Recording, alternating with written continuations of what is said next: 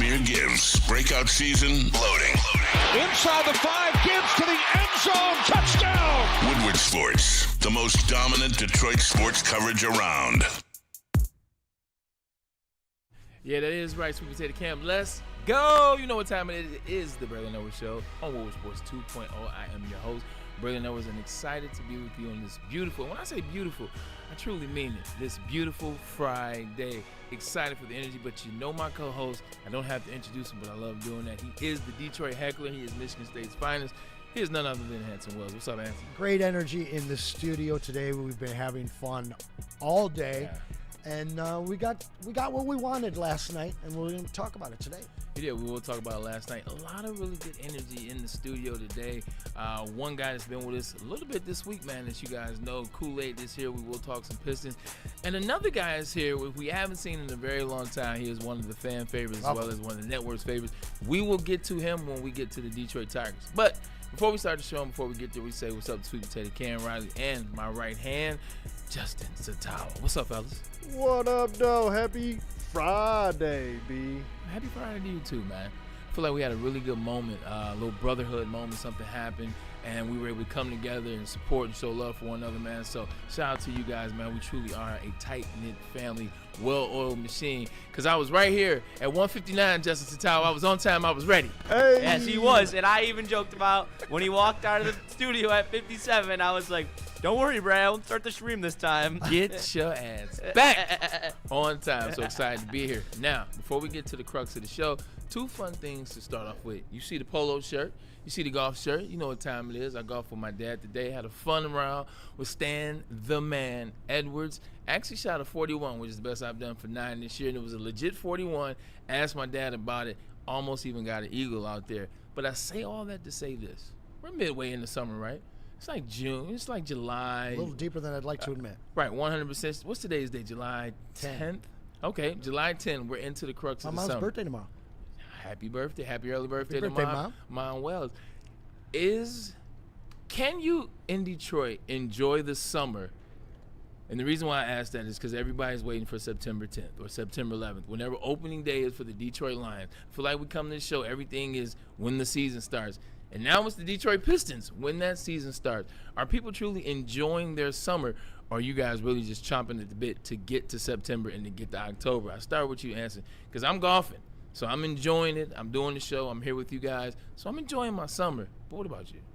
I mean, I hope that everybody is. I know that I am. This is the break before the sometimes nightmare that Detroit sports are, especially the Lions.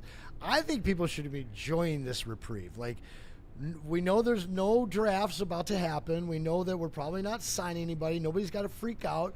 All you have to do is just wait until you get to meet up with all your lifelong buddies, have your fantasy draft, and then tune in for week 1. People losing their mind during the offseason, not enjoying summer, man. Like, glad you're getting your sports fix here at Woodward, but, like, get out in the sun, too. Sweet Potato Cam, like, I know you're somebody that enjoys life to the fullest. Yes, he does. So I come to you, man. I know you're enjoying it. What are you doing to enjoy the summer? Trying to spend as much time as outside, because we all know living here in Michigan, we spend 6 months looking outside the window, be like, yup, it's still cold. It's still cold. Yeah. So, man, a lot of Belle Isle time, a lot of hanging out with loved ones, love you family, also the Woodward family, having fun with the Woodward fam too. So really just trying to spend time outdoors and, like Anson said, reconnecting with those lifelong friends, because that's what it's all about. You know, life is way too short, so spread that love. Justin Satawa, the fresh Western Bronco graduate. I know you've been ripping and running and getting all that graduation fun time in, but you've been busting your ass on the show, man. You've been dialing, trying to create the show and make it much better in what you do. I know you're ready for all the sports. Dylan Larkin, we'll talk about that. I know you're excited about the Pistons, and I know you're excited about the Lions. Are you enjoying the summer, or are you ready for sports? Oh, absolutely. And if you don't know what I'm about to be going through this fall and winter, let me bring you up to speed. I'm going to be working 7 days a week with every single sport that's going on many shows around on this network. So I am enjoying my time right now. I know that I'm not going to have it come September, even come August. In August, half my August gets cut off by Lions training camp in college football. So I only have essentially a month and 2 weeks left in my summer. I'm living it to the fullest. I full sent the A$AP Rocky concert the other day, and I went after, like, I wasn't going to go. I was just going down there to meet my friend for some drinks, and then a seat opened up, like, right behind him, like, literally the seat behind him, and I was like, all right, like, I'm going to go. You know, plenty of concerts, and then, you know, obviously I go up to my lake house all the time, and I just do that as much as possible because I'm not going to get to have it in a month and a half. So balance, no. baby. I love that life flex scenario. You say, you know, I got to go to my lake house. You know what I'm saying? Enjoy my time. Pops' lake house, if you really, Pops and Mom's lake house, if you really want to get specific. But, you know, I'm blessed enough to have some great parents. Last name the same. That means it's yours as well. So this is I what mean, mine in 30 years. Well, hey, that's the way to look at it. 100%. I'll see you there when I get that invite. All right. Here's some fun. Even for guys like myself, even for people like me that are dieting, try to eat the best food, you can't always eat the best food. Sometimes you just got to go out and just have a burger. Sometimes you got to go out and have some fries. Well, today will be a great day to go out and get some fries. That is National French Fry Day here in America. I love America, man. National French Fry Day. But here we are. So you know what questions is looming on National French Fry Day. The first one, what are the best 3 types of fries in order? And the next one, who makes the best fries? So 3 types of fries. See, I like the first one better than the second one. You like the first question. So you like the types of fries a little bit more than the institutions that serve fries. You didn't ask that before the show, and you took me. See Am I allowed to go how I now? did that? Can I go? You got it. I'm going straight to Budapest, 2000. The Fashion Cafe in their mall, made by the same guys that made the Mall of America in Minnesota. Potato croquettes. Potato croquettes. Are these French fries or are these the adoration? Are tater tots French fries? No. Oh shit. They are not. They're circle fries. Okay. They're circle fries. Okay. I got to bring them up because if you've never had potato croquettes made well, you got to have them. Followed by. I didn't know it was croquette day. I thought it was Friday, buddy. How about you figure it out? Croquette is French, bro. Not fried. Anyway. Yeah, but this is an American thing. This is fries. You could take the French out of it. The French didn't do shit to make Hold on. Isn't this the same guy that yesterday was like, you're cheering for the French? Yeah. This is. I'm pissed at the French still. I'm cheering This for argument the French. was not settled yesterday. We're back at it, but no. I hate good players. I hate watching Messi. I don't Messi. care what you have to say. He's still good. It's a circle fry. Okay. And it's kind of French. Waffle. Number 2. Waffles are for great. sure, man. Waffles are great. For sure. And then I guess I'll just go standard fry. So shoestring? I'm going to go not shoestring. I need it thicker. Okay. I need it thicker. All right. Give me. Pause. It is just at this point it is what it is. I'm a grown man. I'm saying pause anymore. I'm done. Yeah, but after you say I need it thicker, there is a pause needed. I'm done saying pause for the rest of my life. Next time you say I need it thicker, you're going to say pause. Mark today's date. Today will be the last day you ever hear me say How pause. much? 1,000%. How much? What do you What's mean? the How bet? much? Oh, $20 every time I say it. 10. Done. 10. Drop that down from 20 to 10. 100%. So quick. Because it's habitual. Double D in the back. See? Do you? All right, here we go. My favorite sweet potato Cam as I come over to you. I'm going to go, as much as I want to be boring, I'll go traditional, although I really love steak fries. Like, I really love steak fries. Those are hard to leave off my I'm list. going to go traditional. I'm going to go steak. I'm going to go curly and waffle. I'm going to go in that order. You know, it's hard for me to nail down like a particular top 3, but I'm going to say this, though, as a blanket statement. Okay. Anything with the potato skin on and it fried amen. is for me. Fire. That's what I like. Now, it what has about the best seasoning. It contains the best flavor. Yes. With the added vitamins, Okay. you gotta have that skin on there. That's just me. I mean, there's an obvious question we're not asking him here, right? And the obvious question is he eating fries? No. Retired. What about sweet potato fries? Oh, sweet potato fries? potato Absolutely. Yeah, that's why I eat my I'm sweet like, what are we talking potatoes about here? There you go. with horseradish mustard because Yeah. that is the Dude, don't best. leave, doesn't leave with home without it. My man has like a Right. holster for his horseradish mustard, dude. Stocked in He the pulls it out. pantry. Best believe it. Got it. Believe it. Okay, Justin, I come to you and I ask you the second question. Who makes the best fries? Give me 3. We don't have to go through the top 10. All right, I'm not going to give you a particular order, but I have a 3. I have Okay, a 3 no- that I no that's order. solid. No order. No order. McDonald's, Anson, go lick go lick the dirtiest piece of shoe that you can find if you're gonna talk shit about McDonald's. What did McDonald's, I send you the other day? No doubt. Didn't I send you something the other day? Yeah, I didn't even watch it. You don't want to watch it. Nope, I You don't. don't. I don't want to watch it. It doesn't matter now. I'll still enjoy it. I don't give a shit. Maybe. Anyway, What are the Chick-fil-A's waffle fries. Okay. Elite stuff. Underrated as hell. And then the Zero last. chemicals in Chick-fil-A. You having fun over there? You having fun? I'm having a great time with y'all. I love you guys. If you go on Sunday, you don't get no chemicals. I don't know if that's true. All right, Jay. It's because they're not open. You can't get any. I guess this is true.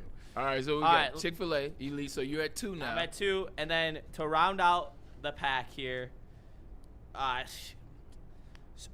it would just be sweet potato fries in general because there's not really a place Good that boy. necessarily like sells them Specializes in that. consistently, but like I love a good.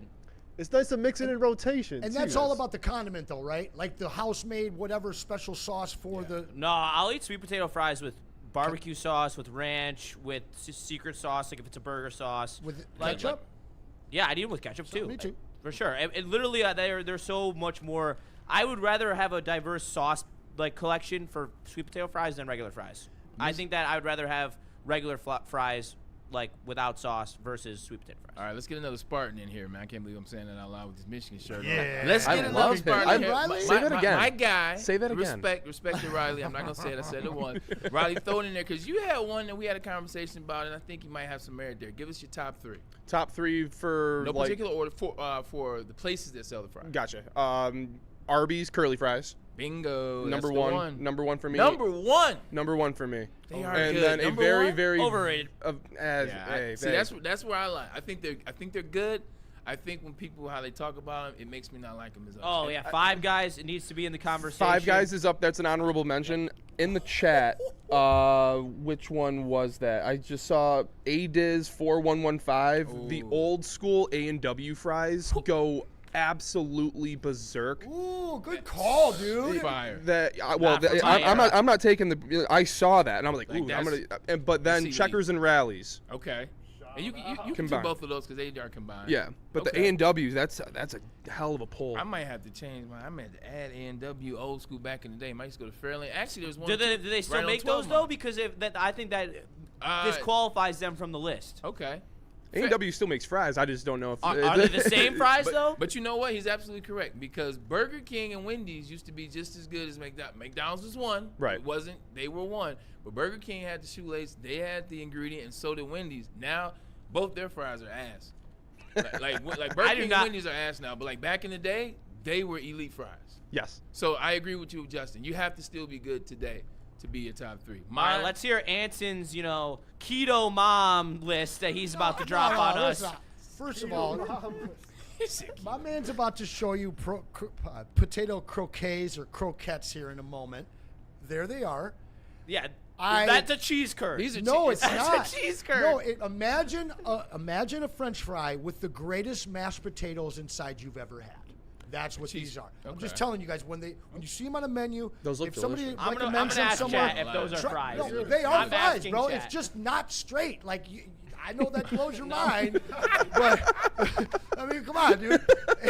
Those are not fries. They're fries, dude. It's just They're not fries. straight. They're croquettes. Okay, they're Yeah, well, croquettes. look at you saying French. Look at you, man. Mbappe fan over there.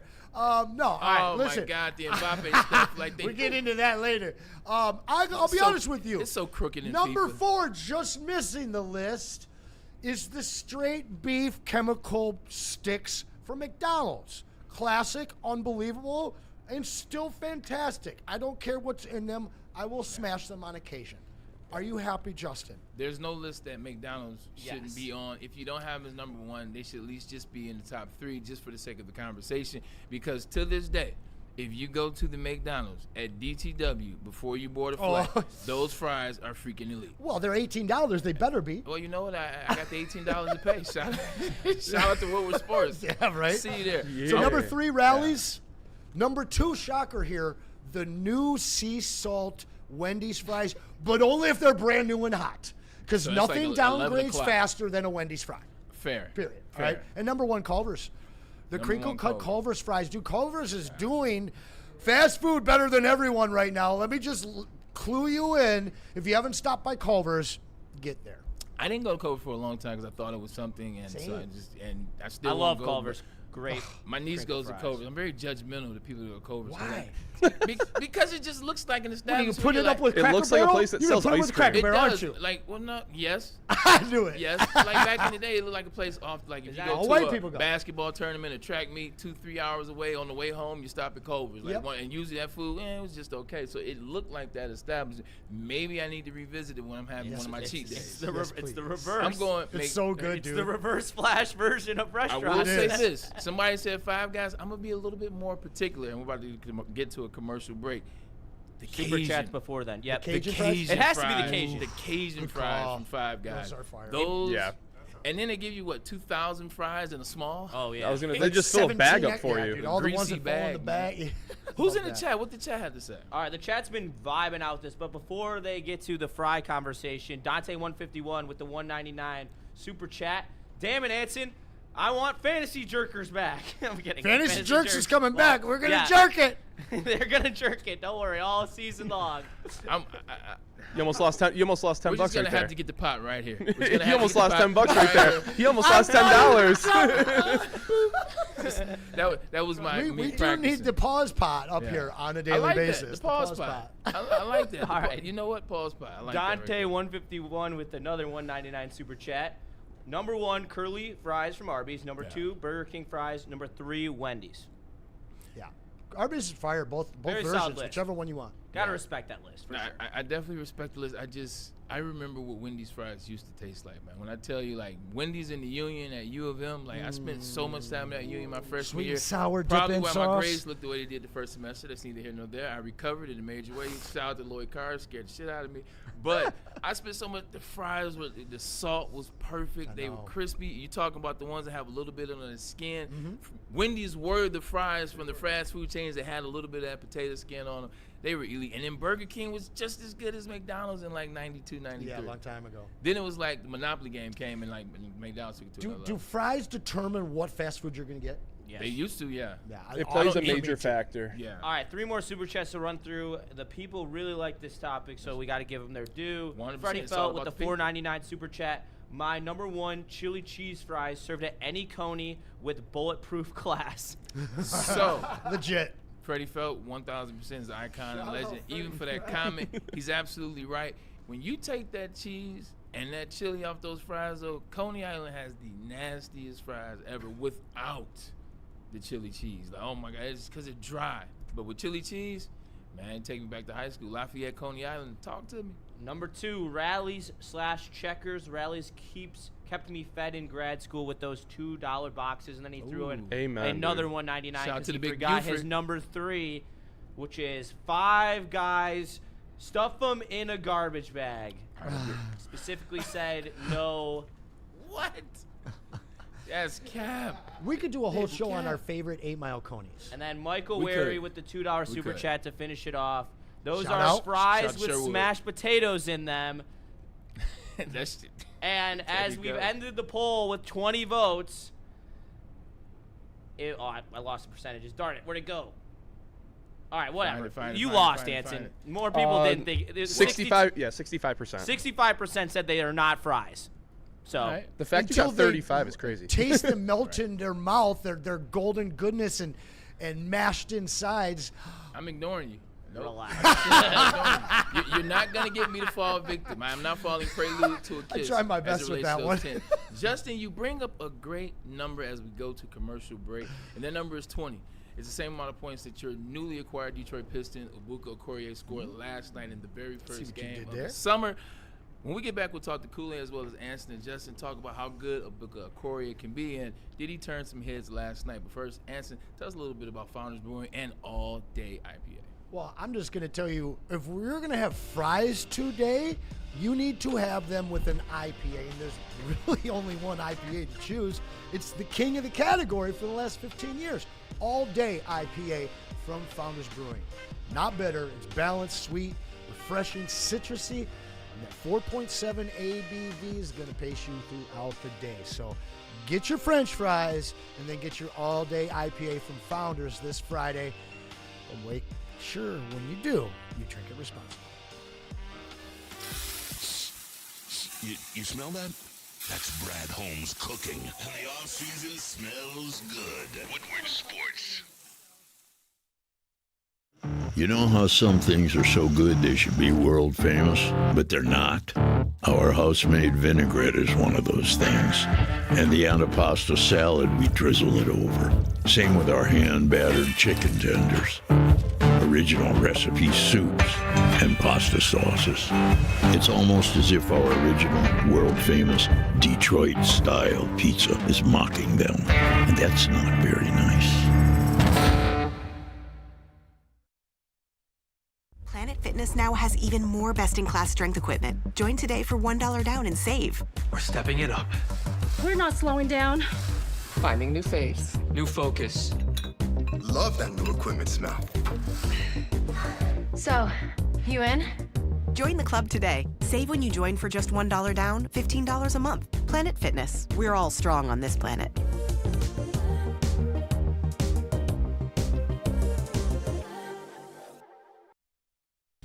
Game is won in the trenches, and our big fellas don't mess around. The Woodward Heavyweights on Woodward Sports.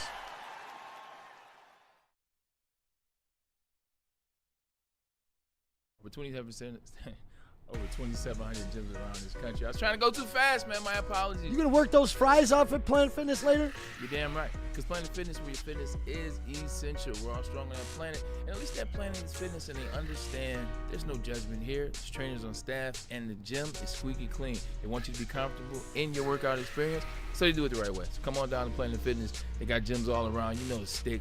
Just come on down where your fitness is essential. See, that's how you do it right there. You just get them. Tear that ugly shirt, bro. What's wrong with the ugly shirt? Just rip it with those arms. Nah. It's a nice looking shirt. You know I've admitted my favorite color is yellow. Not maize, but yellow.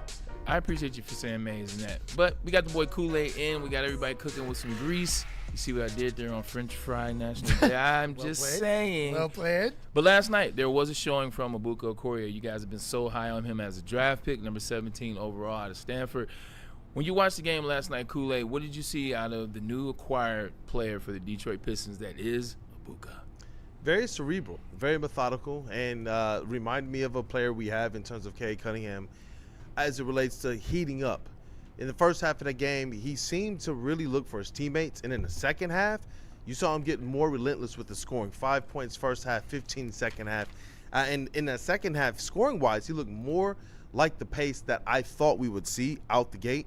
But it was good to see him actually showcase a skill set to be able to set up his teammates a little bit more, which I think will help him tremendously alongside his Pistons teammates. Watching the game last night, Anson, you came in and you were very excited about the whole game for him. But there was something that you point out how he played that game. What excited you about the performance last night? It was the control. There it is.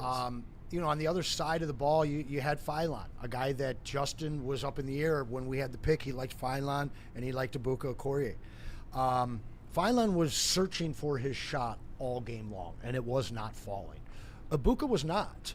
Especially in the first half, he was completely facilitating. He was the general out there for the Pistons. He was running the offense to the tune of 6 points for himself. I watched him come out of the half. He was stapled to the coach all the way up until the ball was inbound, and they gave him the red or the green light at that point. And you saw him looking for a shot. 9 of the next 11 points, and in all different ways. A fake three, step back dribble into another three.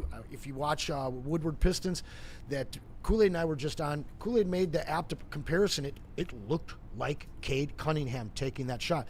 But he got into the lane and regularity, and then as they started to focus on him, because they realized this guy's trying to take the game over, he had no problem finding the open man all over the place.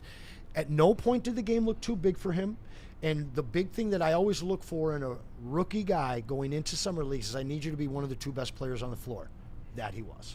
Last night, you can look at those stats. The stats, they're one thing, but two, what you talk about, the poise, the control, the flow of the game. It didn't look like anything was too big for him. And also, it just looked like, hey, look, man, I'm just going out here trying to get better, figure this thing out, man. I'm very confident in my skill.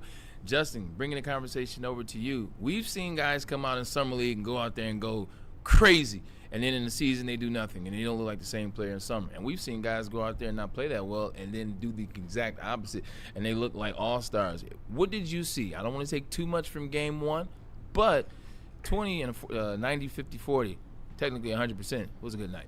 Oh, absolutely. And what I liked was when he was pulling up to shoot. One thing I didn't really notice when I watched the tape in college was how high his shot release is. Like, he releases that ball probably 3 inches above his head, which is a great thing when you are undersized. And so when we're talking about getting blocked at the perimeter, he's elusive. He's got a high shot release. He can create space for himself.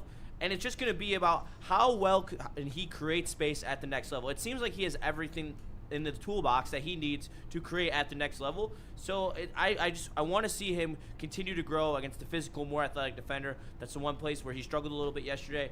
And I think that it's going to take a little bit of time to acclimate to, but I do like what I saw in terms of Ebuka Okiore yesterday. And that's where, I do believe at the NBA level, when you're talking about pairing him with some of the Pistons bigs, that's where some of the physicality traits might not necessarily affect him because of his high IQ and his ability to get to a spot. So if you're talking about getting picks now set for you by John Collins, by Jalen Duren, by Asar Thompson, he's going to have an opportunity with his speed, with his IQ, with his ball handle to get to those spots, while his physicality and the weight training and all that comes along, hopefully not slowly, but sooner rather than later. But it was, honestly, you talked about it, the control. He never felt like he was sped up. He never felt like he was a guy that was out like a fish out of water. He felt like everything was kind of within his control, that he was, cerebral. First half felt like a game plan. I know that with these guards, that's something they will tend to push them into, is facilitate, look for your other guys, because it's easy for those other players in summer league to find themselves disinterested. But he was looking for the Chaz Laniers, who he took a whole lot of shots from behind the arc, and you hope that they get him a few extra assists. When you look at the 4 assists, believe me, there were a whole lot more potential ones and open shots that he created for his teammates in that first half, that when you're talking about with the shooters that they've now put around these guards, that's going to bode much better for a player like an Ebuka Okiore. Yeah, 100%. What I'm hearing out of you guys is the cerebralness. You keep talking about the type of player is. You keep talking about the cerebralness. You keep talking about the poise, the control. Seems like that's the type of guys now that K is bringing to this team. This is the type of guys that Trajan Langdon is going after. Last year, you see a lot of guys, whether it was 2 years ago, Malik Beasley, who we will get into briefly, whether it's Malik Beasley, whether it's Sasser, whether it was Beef Stew, who's no longer here, whether it's Asar Thompson. We saw that in the Orlando series. We saw it really show its hit in the Cleveland series, not being able to be poised in moments, not able to play cerebral and get in trouble. Is this now the new look in which they want to go? They want more guys like K, more guys like young Ebuka. Yeah, absolutely. Detroit basketball is changing. It's evolving because it didn't work last year. The brute strength, the physicality, the aggression, that got you 60 wins in the regular season. There wasn't enough finesse with this team to get past Cleveland. Yeah. You look at what he did last night. I'll be honest, I was a little surprised because even though he ran the point for Stanford, he was the scorer. All of their offense went through him. He was the first option, always. And whether it was by the game plan or by his mindset or a lot of both, he came out there and was a true facilitator as a point guard. Mm-hmm. There was moments, though, that I see that this guy can play the 2 as well. So you're going to have a lot of options. This isn't just your backup point guard. I've told Kool-Aid, I think that this is a core 4. I think that these 4 guys can develop into a big 4, and then when you make that eventual move that I promise you Trajan will make, whether it's Peyton, whether it's MPJ, or some other name, there's a core 5 that you can have here for 3 to 5 years. But what I saw out of this kid is so much more than just a score, because we needed Danis down the stretch last year when K was out. We really needed Danis in the playoffs, and his indecision and bad decision-making. That's something that really exposed the limits of the Pistons in the playoffs. This guy comes in and solves so much of that while still being able to fill it up. One of the favorite things of analysts, no matter what sport, no matter where you're at, no matter what country, what state, like they love to say these words.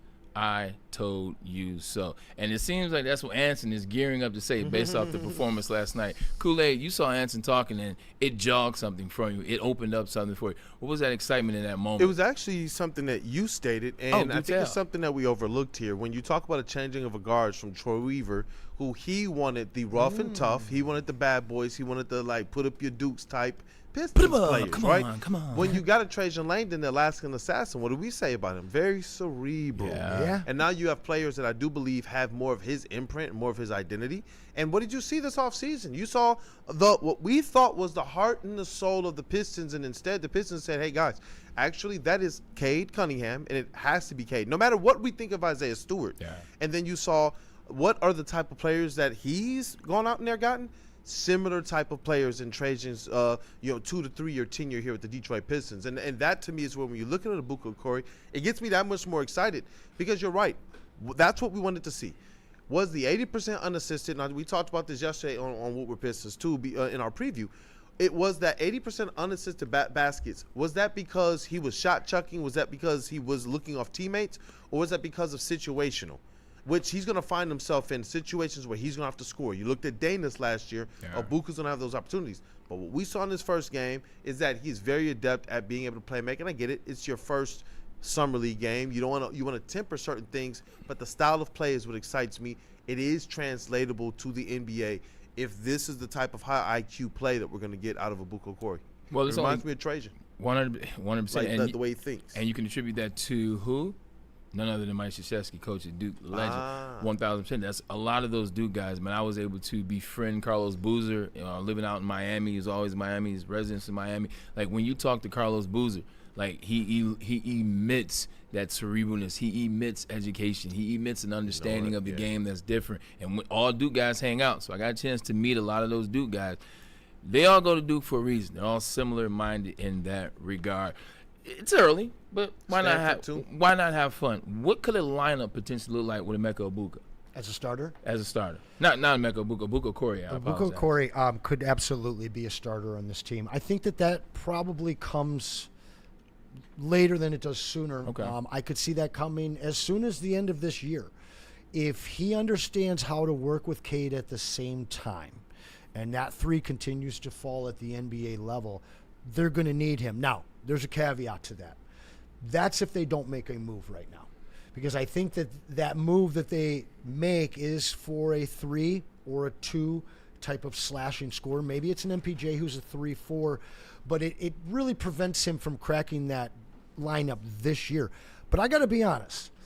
I've said it the last couple of days, really thinking about this kid and what he can do at Stanford, what I saw. I think that this kid could end up being a star at the NBA level. And again, if that's the case, he'll be starting pretty quickly by the end of this season. I just love the idea of allowing Cade to play off the ball, not having to be ball dominant all the time. And, we talked about how similar that step-back 3 looked. There were so many times where he had guys on his hip where he would slow his dribble down and just wear them on his back the way that Cade does, sliding into the lane and looking for that foul without flopping. There was a lot of that to his game, a maturity that you don't see from guys coming out of college as a freshman. They got the speed, the athleticism, the handle, the shot, but not that expert old school understanding of how to play off the guy instead of making him play off of you. And I saw that from him last night. He's real young to have that. Shout out to my boy Stone Cold over there because it is Friday. Maybe I'll have a couple of those Steve Weisers, as he likes to call them. Steve Weisers. You mentioned 2 things that we will get to, or 2 people. You mentioned flopping. Well, there's an individual who got drafted #1 overall this past year. He did a lot of that early on, understanding the new game. And then you mentioned MPJ. Interesting news coming on about him. We'll go to commercial break. But before that, how was the defense of Ebuka Okiore last night? Because this is what... I'm so glad you asked that. How was the defense? Do we want to go to commercial break? No, let me wrap that up really quick, because that was a huge concern from all of you guys. 6'2", 185, who's he going to defend? Who's he going to defend? He's 6'8" in his wingspan. And that was probably the thing that I watched the most last night. I'm ashamed that I didn't bring it up. I'm glad you paused to be able to allow me to say this guy didn't get beat last night. There was maybe one play where I didn't love his placement. He was waiting for the switch. It didn't happen. Expert on the switch, great on communication, and plays so much bigger than that 6'2", 185 frame that you think that he has. Like, he looks kind of like a big 2 out there as a defender. Real talk. Love that, because this is the identity of the Pistons, is his defense. We want you to be able to play on both sides of the court. So shout out to Ebuka Okiore, who had himself a pretty good first night. When we get back, we'll talk a little bit about A.J. DeBonsta, number 1 player overall drafted, and how he figured out that flopping in SHIT real fast, and also MPJ likely not to resign with the Brooklyn Nets. What does that mean for your Detroit Pistons as they're still in search of that number 2 player, I do believe. But first, let's get a message in from Water Hazard, is it? Yeah. Indeed. Why not tell them about the water hazard? You got that, I got that, you got that, I got that. I got you. Well, I got him. Don't worry. Hey, somebody got it. Hey, let me tell you about Water Hazard, Founder's very first canned vodka. At 5% ABV, it's citrus C, refreshing and gluten-free. Best served over ice with a slice of lemon. Get $5 cans at any Art and Jake's locations in Michigan on Mondays, Thursdays, and Sundays. Please drink responsibly. Hunting season is almost here, Detroit, and your Lions are on the prowl.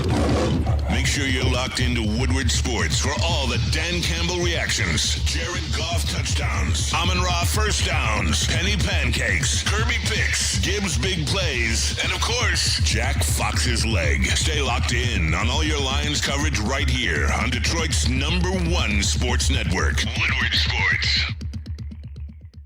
Finally, life-enhancing LASIK surgery at a price you can afford. Michigan's most experienced eye surgeon, Dr. Yaldo, is offering the most advanced LASIK at just $1,699 per eye, regardless of your prescription. Imagine not just being free from contacts and glasses, but actually seeing better without them. This limited 2026 spring offer is thousands less than others charge. Go to YaldoEyeCenter.com for your free evaluation and save.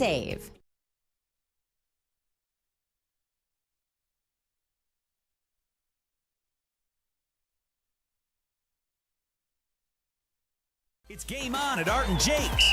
Wings, burgers, pizza, and ice-cold drinks served up with attention to detail. Wall-to-wall TVs, great service, and a vibe that keeps your crew coming back. Art and Jake's, a sports bar setting with a fine dining flavor. Game is won in the trenches, and our big fellas don't mess around. The Woodward Heavyweights on Woodward Sports.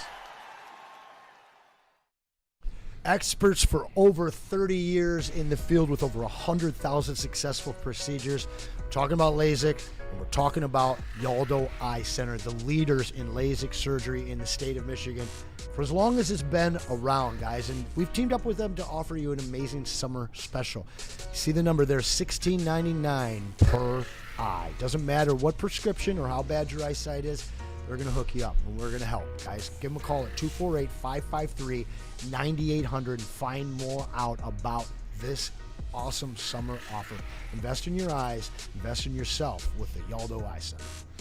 Welcome back into the show, Woodward Sports 2.0 on this beautiful Friday, man. I hope you guys are doing well out there in the chat. We got Matt Broder coming up to talk about the Detroit Tigers. Obviously, they win last night. That is 8-2 in their last 2 games. Now it's time to have a different conversation about them. They continue their series against the Phillies, which will be the last one before the All-Star break. Got some questions, man. Are you in on the Tigers? And if you are in on the Tigers, if you're not in on the Tigers, what is it going to take to get you in on this team? But getting back to the conversation that was the Detroit Pistons and the NBA, MPJ probably not signing back with Brooklyn Nets. Shocker. He doesn't want to go back to Brooklyn. Neither would I. What does that mean for the Detroit Pistons? Because you've been talking about MPJ. Last year, a lot of people mentioning that he might be a Pistons. No. You've been talking about it in a different sense the last 2 months. Yeah, this is a name that's been out there. It's in the Trey Murphy basket with some other names. I did say a couple weeks ago that I heard some things that this was a 50-50 deal. It sounds like the Brooklyn Nets wanted to find out whether they could keep this guy. He was in their future plans. He's still, 28, 29 years old, I believe. I think he's got 2 more years left on his deal. It's a nice get for any team, but it's a nice keep for a team that could use some leadership and some scoring, and he did a lot of both for them last year. But this means that he's on the market. And you got to make calls. I know that they've been making calls. I know people think that Trajan's just sitting there only offering second-round picks and asking about, sixth men and seventh men on guys' teams. But he's calling around. Due diligence is being done.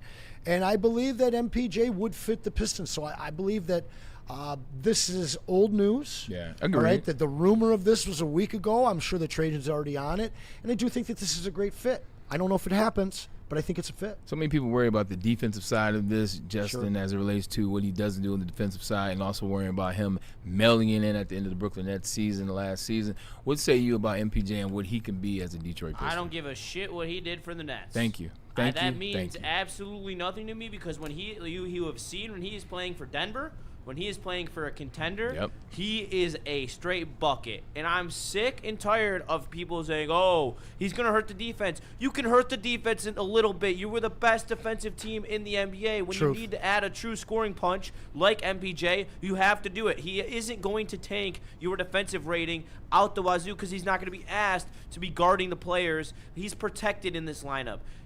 Every big is going to be guarded by John Collins, Duren, or Asar Thompson. He's not going to have to guard any of them. He's going to have to guard the worst shooter/forward on the floor. And I'm perfectly comfortable with him in that situation when I have all three of those guys who are better defenders and I can rely on to play some defense. Kool-Aid, same conversation. MPJ is a name that you and I last year we talked about a lot. It's a name that we thought we might be able to attach by the trade deadline this past February, and now here his name is surfacing again as he does not want to sign back, it seems, with the Brooklyn Nets, and so he is that guy. He's a guy that can score. He's a guy that's name is coming up. What say you? I agree. You can hide a bad defensive player, but you have to prove to me you can hide a bad defensive player. And 2 years in a row, the Pistons have had their bad defensive players hunted, no matter if Asar Thompson's on the court or not. And it's cost them. They had to run Tobias Harris and Duncan Robinson off the court, even though they needed their three-point shooting, because they couldn't defend. And so when you get to the playoffs, things change a little bit, and that's why MPJ, as good as he is no longer with the contender that he was in. It's because those cracks start to show through a little more. Now, if he's matured and learned from that, like if the whole Brooklyn experience has taught him, hey, when you're with an A1, like a Cade, who all his stats just continue to be in the same rarefied air as a Jokic, then you have to understand, especially in those closing moments, that your job is to support him. At this stage, I would take a flyer on MPJ, but it would be with the understanding that JB Bickerstaff is going to run the right type of ship to better protect those types of players, because I don't think the Pistons have shown that they can do that. Fair enough. BYU Cougar AJ DeBansta, one of the best #1 overall picks as it relates to potential and talent in a very long time. All they did was talk about his ability and the things that he can do and his ceiling being north of the stars. Well, last night it seems like he's already been watching a lot of film on SGA. What did you see when you watched AJ DeBansta last night, Anson? Because he looked a little more was he in acting class? He looked more like Rick Barnes's son. I'll be honest with you. Okay. You like that? I thought you were going the artist formerly known as. You can't say his name. I'm saying that, and I ain't saying the K word either. All right, well, just don't leave out champion. You cover that one for me plenty. I got you. The man said, it's summer league, man. You trying to get to the stripe that much? Like, people want to see what you can do. They don't need to see you at the charity line. But hey, he already got a veterans game, because my man was throwing his head back like a chicken head all game, man. It was wild, bro. I mean, shout out, dude. It's cute. Ball NBA. scallywag. Figure it out and flourish. You know what I'm saying? I mean, listen, Kool-Aid, as these two are having fun over here. Kool-Aid, would you mind if Cade flopped just a little bit at times? I mean, we just saw one of those teams win a championship. I And know, before that, man. we saw another one win a The flopping championship. peasants, man. Adam Silver's telling us what he wants. I will say that much. Amen. I don't want Cade to change his Ding, game, ding, ding, ding. but he is telling us exactly what he wants. Mm-hmm. And it's working for the teams that acquiesce. He was so proud of DeBansta. He was just like, oh, well done, AJ. Speaking well of done, another freak show in the NBA, real quick, and I know this is slightly off topic. I just think it's very important. Jake L. Fisher just reported that Victor Wembanyama is considering signing a rookie scale extension for less than the max which I'm assuming to keep the Spurs competitive. Yes! The future of sports. Jalen Brunson did it. I love it. Vic is doing it. And meanwhile, Jalen Duren is I was just going to say. Where?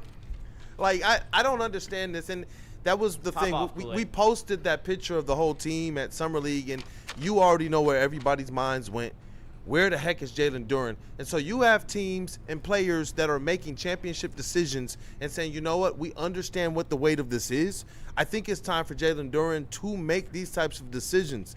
For him to still be unsigned and for the rumors to be that he wants a whole lot more than even I believe he's worth, at this point in time, it's like, man, don't delay the vibes. Don't delay what you guys could be working towards right now. I love to hear this from players like Vic. And honestly, look what he did for Jalen Brunson. I appreciate the conversation. I appreciate the players are now doing that. This is funny. We'll talk about this in 2 seconds. I appreciate the players are taking less, but you understand why. Remember the Tom Brady. Tom Brady's the one that kind of started. Tom Brady took less than he was supposed to with the New England Patriots because he cared about winning, because he wanted to bring in players, pay players, show them I'm the team player, rah, rah, rah. Yes and no. What it really was is Tom Brady was making $25 million off the field, whether it was Rolex, whether it was all the sponsorships that he was doing, whether it was the access and all the things that the team was giving him access to. Now we live in a world where you see what Patrick Mahomes is doing, where you see Jalen Brunson. When you're in this league today, the social influence that you have, there are so many people spending money with these players. They're not making the majority of their money from their leagues anymore. Can afford it. They're not making the majority. There are so many NFL players that make more money off the field than they do in their salaries, and the same thing is not happening for basketball. So players like Wemby, players like Jalen, who are at the top of their game, they can say, nah, you keep that 125. Because I'll find it over here, and you'll be able to bring in, insert Mikal Bridges, insert Payoji, and insert not Cat Williams, but Karl Anthony Towns. And that's the deal, man. We got Duren sitting here. Like this. We got Duren sitting here in not a Pistons jersey, as you can see, because I love the segue that naturally came out of this. The fact that Wemby's doing that, and you look at a guy. I mean, is he going to make less than Duren? Is Victor Wembanyama going to take less than Jalen Duren to play in the NBA? Jalen Duren, are you paying just starting to hit right Anson. now? It's just setting in. He's turning red. Wall right now. He's turning more Put red. the back wall back up. Look at this. They don't go on, dog. My man's in jail scrubs. Try not to drop the soap right now. All right? You got a chance to keep this all together. And Victor Wembanyama, the face of the NBA, is going to take an extension at the rookie pay scale? And you're worried about getting over $40 million while the Lakers are out, the Clippers are out, and everybody else? Sign, Jalen. Sign, Duren. This is the future. You know what you got and why you even playing. Let's fucking go. Kool-Aid, what is going on right now? I can't find out preaching, that brother. Wembanyama is going to take a rookie pay scale. My veins going to blow. Anson, you redder than the solo cup right now. You are redder than your solo cup. You preaching right now. There's nothing else to add on to that. Look, I don't ever want to pocket watch. I feel bad doing that. Smoking but let's go. Let's go. Down. We got championships to win, man. Fair. Let's rock. I had to let him go. He's cooking. I had to let him go. He's right. He is absolutely right. When you see players like Victor Wembanyama who want to sacrifice, they understand what it takes. But you know what happens? Maybe you got to get to that point to where you see, you know what, we can't win as we are. We can't win as we are because it took Victor Wembanyama to get to the finals, come up short. So I'm going to take less money so that we can get better. Now, this picture right here of Malik Beasley. Come back to it over and over. People thought Malik Beasley was still going to be on the squad. Like, I was reading kind of like some of the court case. I was reading some of the bindings and the findings. They were making they made $300 million. The 6 guys that were in the little ring that he was doing, they made upwards of in terms of the money that was made. It's like $270 million. And his Beasley? Well, the 6 guys that were in it, it's like $270 million that was accumulated through. Then where's his bread? Bing, ding, ding, ding, ding, ding. That's what I'm trying to get people to understand. Say it with your chest, Kool-Aid. Where's his bread? $270 million what they accumulated. And also look at what his contract was in itself, just his NBA contract, and he still owed individuals all this money. That lets you know how much money he was into the mob and everything. That's because he's into the mob. Like when you enter the mob, like this isn't like making a bet online like I thought it was he was like just Calvin taking Ridley. $6 million deals here and there. I didn't know he had a bag and was blowing it. This is you owe this. There's two ways to go about this. Do you want to be on this earth? Because if you do, this is what you have to do. Crazy. Like when you go back and watch some of the tapes, we were talking about it before the show. When you watch some of the tape, it's not just watching, oh man, he blew this layup. Oh man, what was he doing here? There was a bet. There was a prop bet that they showed where I guess 6 rebounds is what he needed. It was 4. It was 4.5. He had to get over 4.5. He got 5.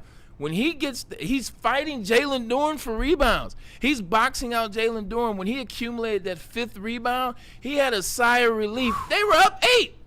You don't need to sigh of relief when you're up 8. So there was a lot more going on with that story that was never pretty. When you told me that, I remembered that play specifically, and we all looked to him dropping the pass in New York and some of the other stuff. Yeah.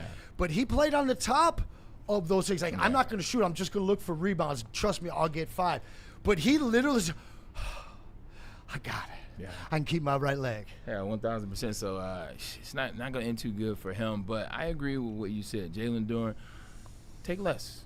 I love Jalen Duren, but that or news, take more. That news, come on, Justin, is this real? Yeah. Is this real, Justin? I honestly can't believe this. Like, this is genuinely blows my mind. And honestly, like, it gets to a point where, with there being no real suitors for Jalen Duren at the moment, you do have the ability to go to Jalen Duren now, and you have to go to Jalen Duren now and be like, look, bro, Wemby just took his team to the damn NBA Finals. You put up 10-8 in the playoffs. Yeah. How about you do us a solid so we can actually win you an NBA championship and you can become royalty in the city? Because even the bad boy Pistons that weren't necessarily in the forefront, even the going to work Pistons that were in the forefront, and he's still going to be in the forefront. He's going to be the 3rd best player in this team at worst.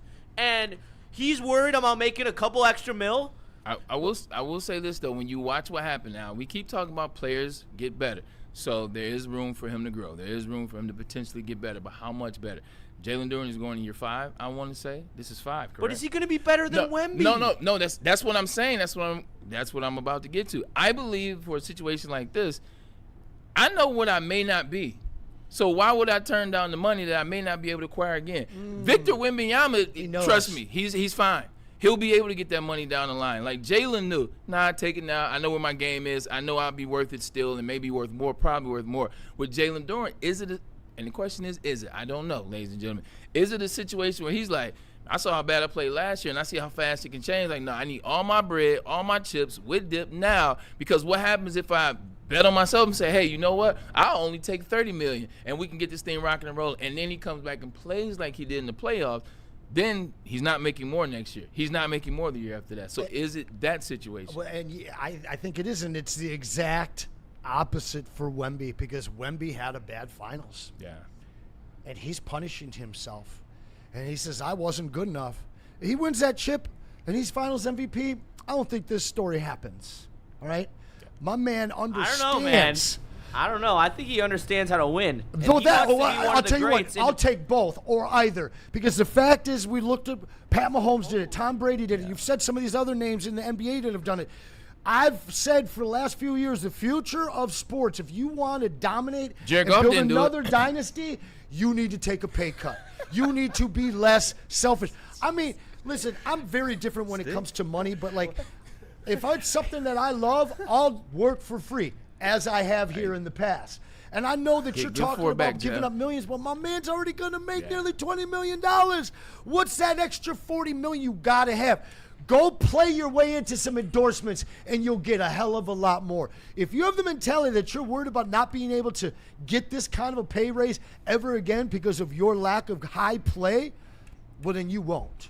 If you take this as a challenge and you go out there and you bust your ass so that the next payday is even that much more, guess what's going to come with it? All the endorsements you could ever ask for. My man, Jalen Duren, you're going to see him in the finals soon enough, probably more than once. Victor Wembanyama, take a hint. Take his lead and do the same. Sign the dotted line. We'll love you forever, baby. I know people, hell, man, y'all don't. You need some LASIK? You can be the front man for one of these people. I promise you the endorsements will roll in. Give yourself to the city and we'll give ourselves back to you. I feel like this is what it was like when Toronto was trying to convince Kawhi Leonard to stay. It's like, whatever you need, man, we got you, man. You want a condo? You want a car? You want food forever? You want Yaldo? You want LASIK? You want Icon Auto Collision Service? Man, you want him a championship. We get you tight. We got 10 and 8. Jalen, we'll get you tight. all the Woodward hoodies you need, dog. Speaking of Woodward, man, we got our guy Matt Broder in the building. Excited to have him in here, man. Let's talk a little bit about these Detroit Tigers because, well, they won another one. As G-Mac Cash says, the Tigers win again. Now the conversation is getting interesting heading into the All-Star break. Want to talk this All-Star with elite Matt Broder, but first, we will get a message in from, there it is. We're excited to welcome Icon Auto Repair and Collision to Woodward Sports Family. And we are a family here. We talk about the opening of the show. We talk about it. Everybody we partner with, we believe they're family, whether it's the B-side, whether it's Icon Auto Repair, whether it's Art and Jake's. The partnership is there because we believe in the people. If you've been in an accident or your vehicle needs repairs, make sure you trust the team. And that team is Icon Auto Repair and Collision. With 3 convenient Metro Detroit locations, Madison Heights, Shelby Township, as well as Pontiac, they are around the Metro Detroit area. They have you covered. Pull up. They will make sure you get all the things you need. They offer free car loaners and they'll even pay your deductible. Hold on, I had to pause on that one. They will even pay your deductible. Sign up. Visit iconauto.com. It's the Icon you can count on. Well, I like that line. Quick, courtesy of Amnesia. And I mean, I showed you earlier, I was ripping the switch, but they have multiple products at Amnesia. This is just their regular 2-gram cart. Let me tell you, thing rips, all right? This is how you spend your days, ripping the Amnesia cart. Sorry. You all right over 2 there? flavors, 1 device. I mean, look at me. I can't even get through this ad read. I'm so fried. So make sure you tap in with Amnesia today. It's bear hunting season, and Dan Campbell is hungry for some kneecaps. If you can just get a hold of them and you start dragging their ass out to the deep, dark abyss, you can drown them. The Kings of the North are back for another year of the brand new Lions. Make sure you're locked in to Detroit's #1 sports network for all the news and info on your Detroit Lions. Woodward Sports, let's go.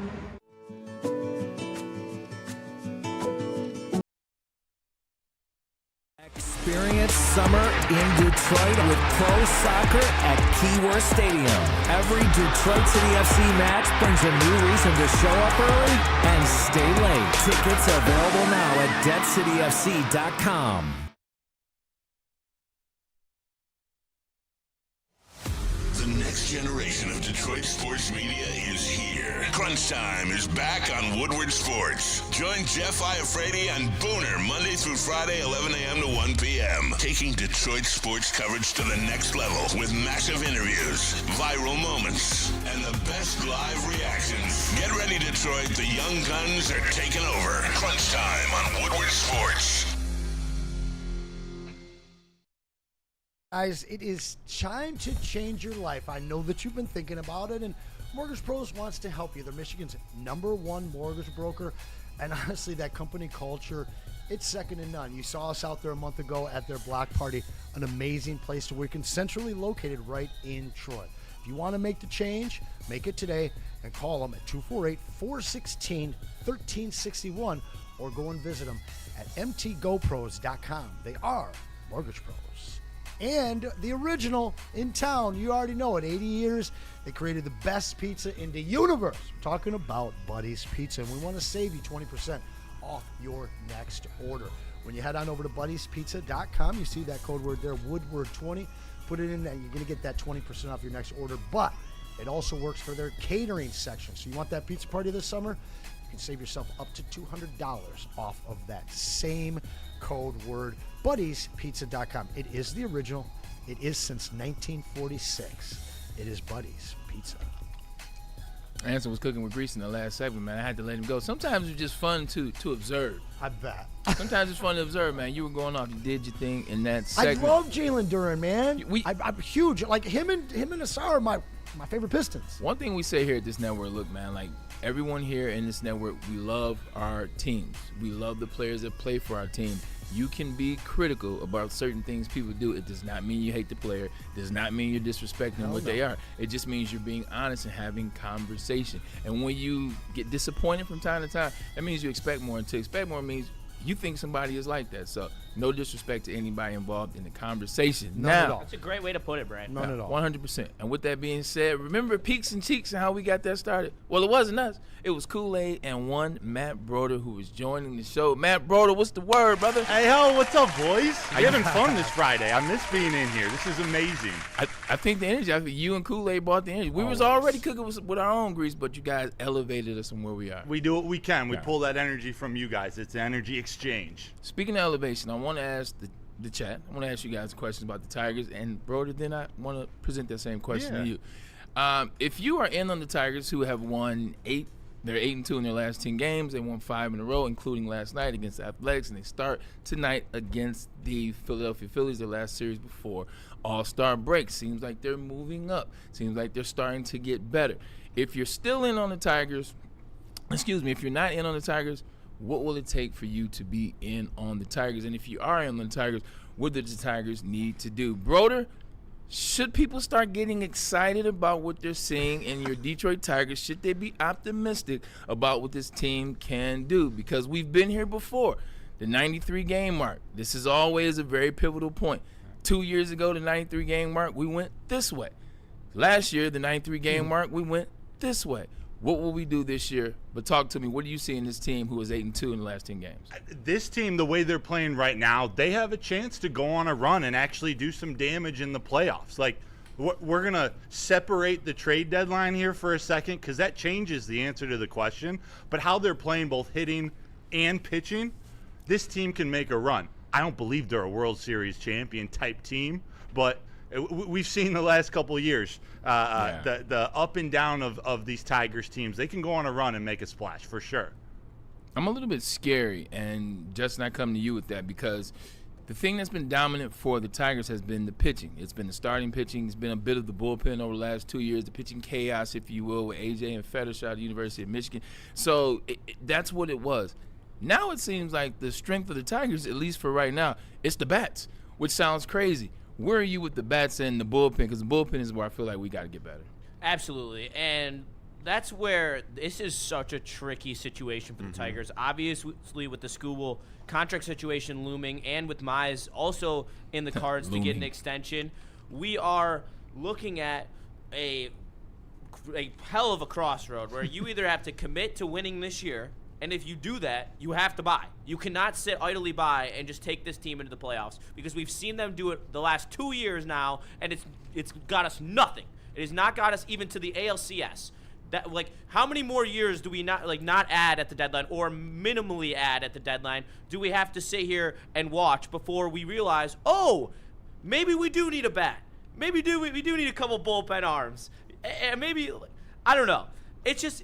It seems so obvious to me that if they truly are going to keep Skubal to the end of the year, which it seems like they are, to be completely honest, I think that they've turned completely heel in that regard, especially with how they're playing right now. They do think that maybe one more season of Tarik Skubal making this team money in the playoffs is worth trading him and the future assets, because we've talked about in the past, you do make so much money from making the playoffs off of the extra couple games. The ticket prices go up. There's so many different factors that go into it. But if you're going to talk about going to the playoffs, this American League sucks. It is ass. Let's talk about it. And it's so bad that only 6 teams in the entire league are plus in terms of run differential. All right. The Tigers are third, sitting at 24 over at plus. So the positive regression, it was coming. Now they're starting to get a little bit of healthy. The relievers are starting to kind of pitch well. The starters are dominant. The bats are waking up. But let's talk about our actual division, the Central. White Sox playing well, and they're all like 24 years old. They are due. They're all kids. All right, and the more times you get to see them, the more the report comes out, the more you figure a team like that out. I see them sliding. Minnesota's not that good. Once again, the Guardians and your Tigers will find themselves coming down to the wire. But they're the best team in the division despite their record. So not only is Skubal going to be a Tiger at the end of the season, the Tigers are buyers, Broder. They have everything in front of them to be buyers, but I don't think they're going to. Like what about how Scott Harris running this organization tells you that they're going to go out. Charlie Morton buyers, I'm saying. Yeah, right. Like, they're going to do it again. You have to make the commitment to buy and then go buy the right players. True. I don't know if I have that faith in the fact that you have a pitcher like Skubal. You have a pitcher like Casey Mize pitching at the top of his game right now. If you either got to go all in and go for the World Series, trade young guys to go solidify that bullpen, to go get another bat, and then trust in your starting pitching right now with Skubal staying, the way Mize is pitching, Framber Valdez pitching at the bottom of the rotation with less pressure. There's optimism there. If you're looking at it through a one-game scope, I don't think they are. I think the whole plan is 2 years down the line. And if that's what you're thinking and that's how you operate every single day, it's malfeasance to keep Skubal. You can't keep Mize. You can't keep Torres if he's healthy, whether you're in the mix or not. Because if you're going to win a World Series, you got to go all in. Yes, you sir. got to go buy. You have a chance. You can do it. You can get out of the AL.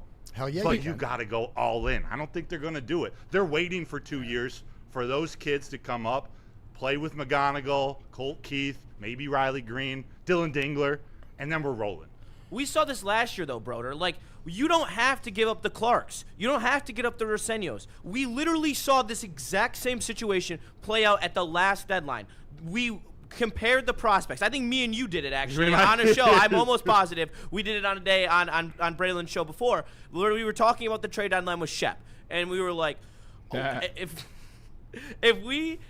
you compare the trades that have been made and you look at the prospects and how they are viewed as around the MLB from scouts, there was no prospect that left in any trade outside of two that were better than Roseño or Rayner. And that doesn't even include Max Clark. And those were the highest end. That was Johan Duran and Mason, not Mason Miller, Bednar were the only two players that yielded prospects of that. I'm not asking you to go get them. I'm asking you to go get the rest of the very good relief pitchers that were traded at the deadline, the Tyler Rogers of the world. Like and I'm getting too nerdy, but still, like that is what you need. You don't need to trade any of but like the Max Andersons of the world, like all those the filler pieces need to start being moved, because there are pieces on this team right now with how in their 2-year plan that still fit it. The Riley Green's going nowhere. The Dylan Dinglers, like all these guys still fit the plan. It's a matter of is Skubal fits the plan or not.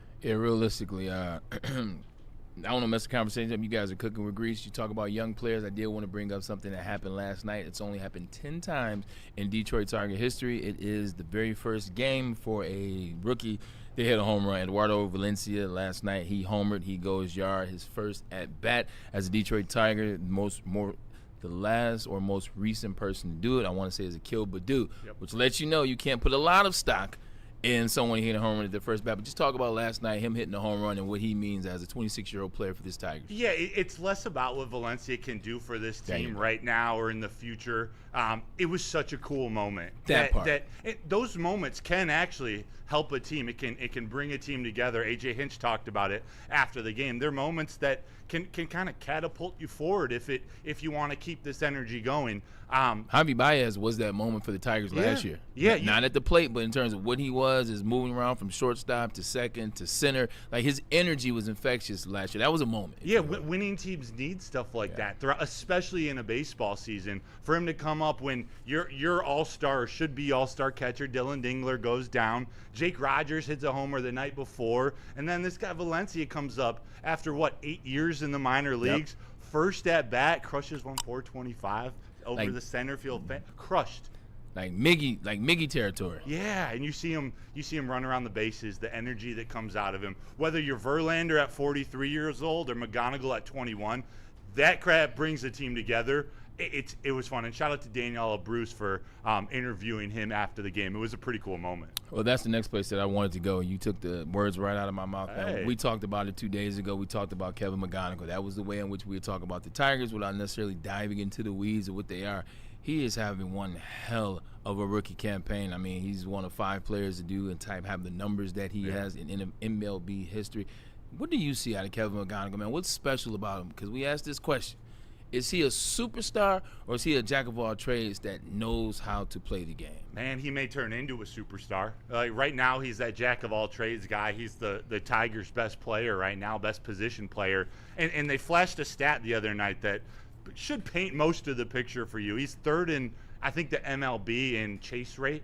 And so he's not chasing the ball out of the strike zone. He has this perfect feel for his own strike zone, which I think is something that how good can he be in the future with this ABS system? Once he perfects that, he learns his strike zone to perfection. There's no telling what maybe these averages start rising in the MLB. But no, to have a horse like that at the top of your lineup, someone you can rely on for long at-bats early in the game, to always have competitive at-bats.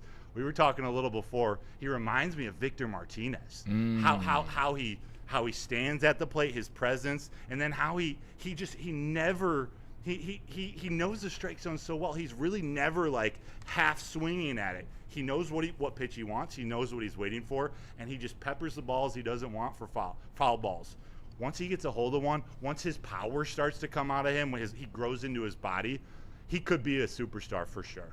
Do we believe that the Tigers have a legit chance to win this division? One, that there's a lot of bad baseball in this division. Do we think the Tigers can muster it up and take the reins from the Sox, take the reins from the Guardians, I want to say, who are in second place in this division, and even have a chance to get that wild card spot? Where are you on the Tigers' chances, Anson? Because it seems like they've changed. I do. I mean, 3.5 out of the wild card, 4.5 out of the division. Again, White Sox are so young. They're playing really well, but they're playing above their heads. They got their best bat back yesterday. Who did?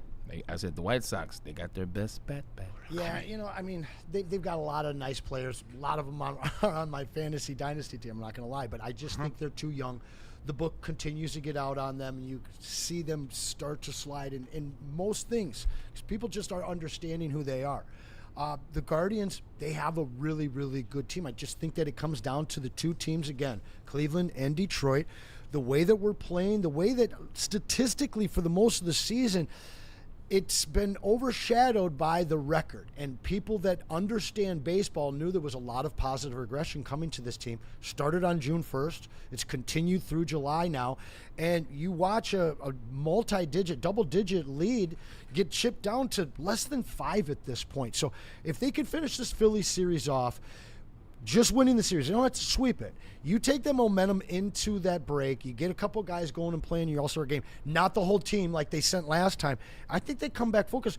And the two different tastes that they've had over the last 2 years, I think really sets them up for success because this isn't anything new to them. Broder, I don't believe that they will catch the New York Yankees as it relates to that wild card spot. I think they're far enough ahead. They have a cushion, but as it relates to the division, they do have an opportunity. They do have a chance.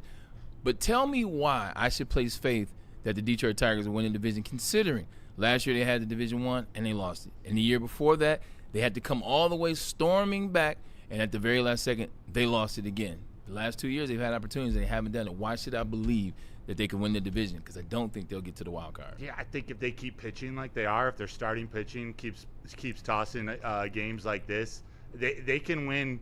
They can win every series for the rest of the year. That's what they need to do. Just go win series. Take 2 out of 3. Take 3 out of 4. I have a hard time answering that, Braylon, because really the real answer is they got to keep putting it all together, which they're doing right now. I don't have faith in their bullpen. I don't have faith in their lineup. That scares me. That's why I think Scott Harris is going to sell. Hope or think? Think. I hope he buys. What indication, Broder, has he given you that he's going to sell? His entire track record. He's not going out and buying the players they need. Who's he sold? He's never bought. Who's he sold? He's never been in a position. But who's he sold, Broder? He sold Flaherty. Okay, there's one. I don't remember. I got to be honest with you. To me right now, I think that this is everything that they wanted to see and the last thing that Tiger fans wanted to see. They want to trade Skubal. I want to trade Skubal. The deal's not out there yet. To me, there's zero indication that this team is going to sell or throw in the white towel. If they had gone on a 10-game losing streak, sure. where they position themselves right before the All-Star break, brother. This team is not selling for the many reasons that Justin put together. They need that money to sign Skubal because they want him.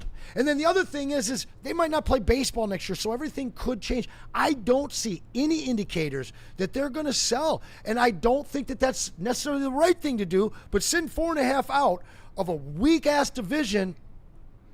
All right, hold on, brother. I know you want to respond to that. Look, the conversation's getting really good. Let's take a quick commercial break. Let's do Stay it. on track. I want to hear his back. answer. Exactly. That's why I want to take time, think about his answer. We'll come right back. When we come back, we'll have the answers and more. Let's get a message in from a State's Title Agency. Look, my boy in the B-side and his team and the State's Title Agency, they have experience in the game. They know what the hell they're doing, man, and they make things simple. They make it convenient. Let them represent you. Whether you're buying or refinancing, this is the place to do that, man. The expertise, it's worth its weight in gold alone, man, for all your title needs. Like, when I say this, hear me out. For all your title needs, call Mr. Diggs. It's bear hunting season, and Dan Campbell is hungry for some kneecaps. If you can just get a hold of them and you start dragging their ass out to the deep, dark abyss, you can drown them. The Kings of the North are back for another year of the brand new Lions. Make sure you're locked in to Detroit's #1 sports network for all the news and info on your Detroit Lions. Woodward Sports, let's go. It's game on at Art and Jake's. Wings, burgers, pizza, and ice-cold drinks served up with attention to detail. Wall-to-wall TVs, great service, and a vibe that keeps your crew coming back. Art and Jake's, a sports bar setting with a fine dining flavor. This is a hungry bear. This is Carl and Jeff. Carl isn't worried because he has focused energy to spare thanks to Thrive energy pouches. Jeff didn't use Thrive when Carl offered. The bear is happy about that. Don't just survive, thrive. The most talked about Detroit media by other Detroit media, and we love it. It's the Woodward Sports Network. Hey guys, you know I get so excited for this read because I truly do love Loom, guys. They've got 40 locations throughout the state. Every location is super clean. The product is unbelievable, and their staff is super inviting and very, very helpful. But we want to be your plug. We want to save you 30% off your next order. You head to loom.com, you put in that WSN30, or just scan that code above my head, and we're going to save you that 30% off. You can also mention it in person, though. So head on over to loom.com today. It's so funny that the term plug is now a legal term, because when I used to hear plug back in the day, yeah, you probably wouldn't want to say the plug's name. You didn't want to tell the plug's information, the number. Plug meant, hey. You remember the plug necklaces with the 100%, diamonds? 100%. At first I saw those, I was like, is he an electrician? Well, like, and then the plug, you always had them saved under like a sketchy name, if you will. It's like Tank. Veronica Johnson. Tank. Gas. All those type of things. Hey, look, man, the show has been great today. A lot of information and a lot of fun being had. Want to tap in with you guys right now. Justin, what's going on over there in the chat, man? Yeah, let me read a couple of chats here. We got Bogey Time with a trade him to the Dodgers. We got bust of a rotation, Braylon. I think that's what that is. I'm not versed in the emojis. In 3 hours, we need a watch party, 640, strike one. Ooh. Don't think that will be happening, but yeah, I'm sure if you pay the heavyweights enough money, they will stay on stream. But that'd be the only way I think that is. People are hyped for the Tigers, Justin. And then even crazier clown said, "Help Toledo win a title. I love the buttheads." All right, I think that's good. That's on the solid. chat for now. Best part of Ohio. That's a lot of fun, man. Before we went to the break, man, you guys are having a very passionate conversation about what the Detroit Tigers would do, what you think Scott Harris would do, and what they have not done. Broder, it's your chance to kind of fire back at Anson what the conversation was. Let's hear it, man. Yeah, no, it's such a fun conversation and a polarizing one, because when you think like a fan, of course they should buy. The path is right in front of them to go for this thing. You got the best pitcher in baseball. Yep. You got a hot lineup. You go buy and you bring in some bullpen arms and another bat. Let's roll. Let's go get the World Series this year. That's not what the Tigers are going to do. They might not fire sale their entire roster, but they're trading Skubal. At least they should. We don't know if they're actually going to, but they should. Every indication since Scott Harris came to town was that they're preparing for this 2027-2028 group of minor leaguers to get there before they start pumping veterans around them, before they start putting veterans around Kevin McGonigal. It's why I think they should extend Skubal right now. They should extend Riley Green right now. I think they're not going to extend Skubal. I don't think they will. I think Riley stays. I guess you and I are on the same page. You either sell and you get it, or you're in a position right now to buy. My question, and I guess maybe I'm missing it. Chat, am I missing it? I haven't seen anything from this team, aside from the Flaherty trade, which was a pretty interesting one because you knew you had a chance to get him back. I don't see them selling, even though they maybe should and everybody wants them to. I think the most you're going to see them sell is, prospect number 16 off of their list. Is it okay with you just staying neutral? Like maybe sell one guy, maybe go bring it. Like don't you want them to go to one end of the spectrum, go all in? Or if your strategy is 2 years away, commit to that. What if there's no baseball this next year? Does that change anything for you? It might. I haven't thought about it enough to understand like what the dollars and cents, how that impacts it. But as a fan, that's all the more reason to go for it this year. Could be the last year ever. Yeah, so go for it. Save your money next year if that's going to happen, and we'll revisit this in 2028. So what prospect are you moving? Like, what big name prospect are you going to move in this buy time? Max Clark. Shoot, maybe it's Valencia. Maybe they're Is not it Max moving. Clark? It's not Max Clark. He's one of their guys. Okay. Clark, Rayner, he's staying.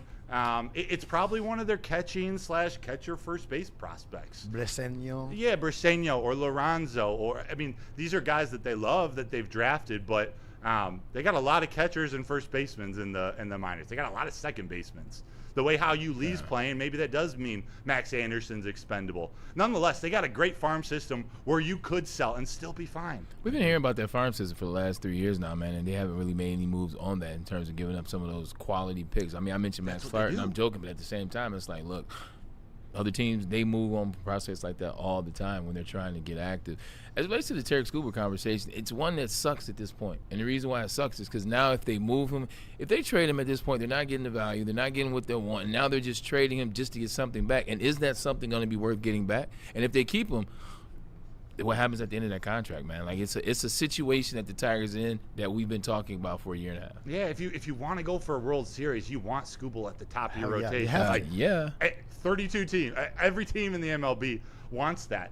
It's whether they're going to do that or not. And can you imagine, we've been talking about Skubal being traded for 2 years, and at the end of the season, all right, he just signs with the Dodgers. He just signs with the Yankees. If you can go get one or two of their top prospects, why not? Zazueta. I don't know anything. Sirota. Whoever the top prospect is, Scott Harris usually doesn't like that guy. It's some guy in like the 6 to 9 range. They should be calling the Brewers. I love the Nobody Brewers. has a deeper farm system than the Brewers right now. They've got a lot of guys that are, between Mate and Pena, Pena might be better than Mate, and he's not going to get up because they're so log jammed, especially on the infield and even some of their outfield spots. But the problem is now you're going back to that we're playing for 2027. Right. Now, I guess the one caveat would be is if there is no 2027, a lot of these guys are ready to play in 28. Yeah, and that's their goal, and we trust, or maybe I'll ask 2 years from now. You trust Scott Harris to evaluate young talent, to evaluate young players. I don't know if you trust his talent evaluation of major leaguers. The guys he's brought in haven't been so great. But he knows how to pluck that how you leave from the Phillies. He knows how to pluck, these guys that they're grooming in the way that they want to play baseball, the way that Kevin McGonigal. You should be flipping how you lead. Yeah, or since he's there and you might believe in him, you flip a couple of the guys in the minor leagues that for are some behind bullpen him. arms. Yeah. Exactly. You got it all for you. You can't have both between how you lead and Max Henderson. They both play second base. Yeah. So we have Colt Keith, who's still been, nandering around the entire infield trying to find a fucking position. Yeah. Figure it out. Yeah. And do it in a way where you don't have to rely on BS, AJ Hinch analytics where he's going to take Kerry Carpenter out of the game in the 5th inning and then let him hit in the 9th because he's not in the game. I got something in the chat here. I want to reel it back to Skubal himself. And that's God hates cowards. He's not leaving willingly. Skubal loves it here. Do you believe that, first and foremost? And do you think that truly comes into play where something can be worked out after this year where he does re-sign with Detroit? Yes and yes, although Wow. I don't believe the second is going to happen. Okay. I believe he loves it here. I believe he loves playing for Hinch and more specifically Chris Fetter. Any young pitcher, the pitching coach is part of the destination, regardless of where you're playing. But I also think at the end of the year, he has an opportunity to do something, to be someone that no one has ever been in Major League Baseball before. He can go reset the market from a starting pitcher standpoint. And when you're a starting pitcher and you can blow out your arm at any pitch with any throw of the ball, you go and you try to get the biggest bag when you can. You don't know if you're going to get another contract. He's been through TJ once already. Yeah, he has. Pitchers He get understands. it a second time. Yeah. He gets it. Shoot, if there's any pitcher to invest in, you look at a guy like Skubal, you look at his lower body, how he pitches. Yeah. He throws the fastball.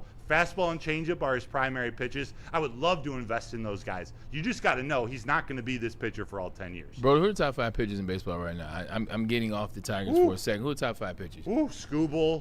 I put Shohei in that category. You put Shohei up there? Yoshinobu? Yeah, whether he's pitching or healthy or not, he's in the top 5 of pitching, hitting, base running. Yoshinobu? Yep. So that's 3. Yeah, I put him up there.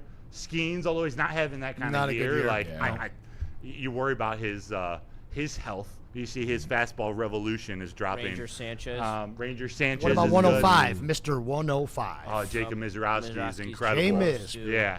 There were a lot of great pitchers. I put Skubal at the top. Shit Hitler? Are you a fan? Who? Shit Hitler? Oh, from the Yankees? Yeah. I am. He's not ready yet.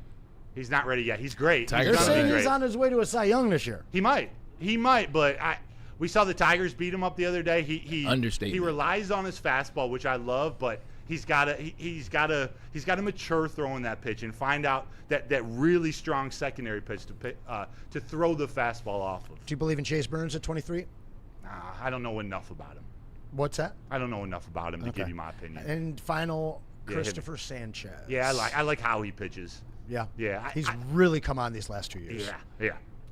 All right, really good. Last thing for me, man, it's always a pleasure to have you on the show, man. Hell yeah. Just love you. Just the energy exude. Just a good guy. Best just mustache a in great Michigan. Freaking guy, and that's the best mustache. Tigers, they finished the series against the Philadelphia Phillies. They win that series. They go on All-Star break. What does that do for them in terms of the conversation and what they can do? Because you talk about the next couple series after that. Those are winnable series. You said go out there and win the series. If they beat the Phillies, is it a different look and a different feel? Yeah. I mean, you got to keep building off of these series wins. If you got to stay level-headed and know, hey, we just got to go out and win series. We can't worry about what Scott Harris in the front office is going to do. Just go out and win 2 out of 3. Go out and win 3 out of 4, and let the rest take care of itself. Bro, man, it's always good to have you on the show. Appreciate you guys. We got a super chat for him. Excuse the hell out of me. Dante151 with the $4.99 super chat. Broder, can you tell these people Skubal isn't going to the Rays? I'm sick and tired of it. What do the Rays have? Skubal's not going to the Rays. They got first place is what they got. Yeah. They're not selling their prospects for Skubal. They should. That'd be fun. Would you take Junior Caminero that'd for be him? Great. Straight up, Junior Caminero? I mean, yeah, plus more, but they wouldn't give him up. What playoff-bound team is going to give up their best bets? You're not getting anything back for Skubal that will help you this year. It's not happening. All right. The heart's breaking in the chat right now. I know, right? I'm not going to lie to you. I'm not going to lie. No, that's why you're here. Tell us the truth, brother. Yeah, I appreciate it. That you guys mustache are great. could never lie. Yeah. Speaking of telling us the truth, Sweet Potato Cam, man, why don't you tell us the truth about Thrive? Because last time I heard, this ain't your daddy's dip. Absolutely, B. I got you. Put down that freaking neon energy drink can and get down on Thrive Energy pouches. This ain't your daddy's dip, though. It is tobacco-free, nicotine-free, mental powerhouse of smart caffeine. No jitters, zero bloating. Thrive can be found online at dipstop.com. Remember to use that promo code WSF for 15% off your entire order. Found exclusively at all Market Fresh and Market Square locations. Thrive Clean Energy. They flip and work, y'all. Hunting season is almost here, Detroit, and your Lions are on the prowl. Make sure you're locked into Woodward Sports for all the Dan Campbell reactions. Jared Goff touchdowns, Amon-Ra first downs, Penny pancakes, Kirby picks, Gibbs big plays, and of course, Jack Fox's leg. Stay locked in on all your Lions coverage right here on Detroit's #1 sports network, Woodward Sports. Planet Fitness now has even more best-in-class strength equipment. Join today for $1 down and save. We're stepping it up. We're not slowing down. Finding new faith. New focus. Love that new equipment smell. So, you in? Join the club today. Save when you join for just $1 down, $15 a month. Planet Fitness. We're all strong on this planet.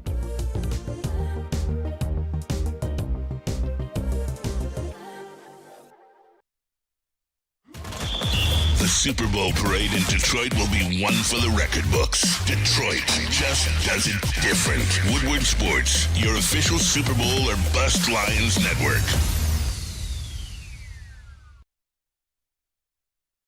Talking about Art and Jakes, man. 80 TVs, wall to wall. It's a sports bar for you because it's a sports bar from us, and that's why you've seen us on location.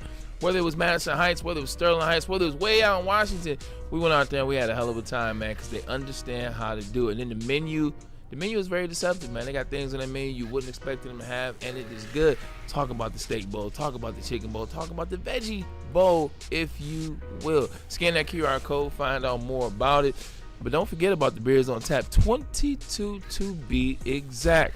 And they cycle through the season. So now it's summer. You want to see what they got on the board for you. Art and Jakes, you know what? It's a sports bar with a setting and a fine dine flavor. Are you looking to refinance or buy a new home? Well, you need to give Chris and Chad at Supreme Lending a call, guys.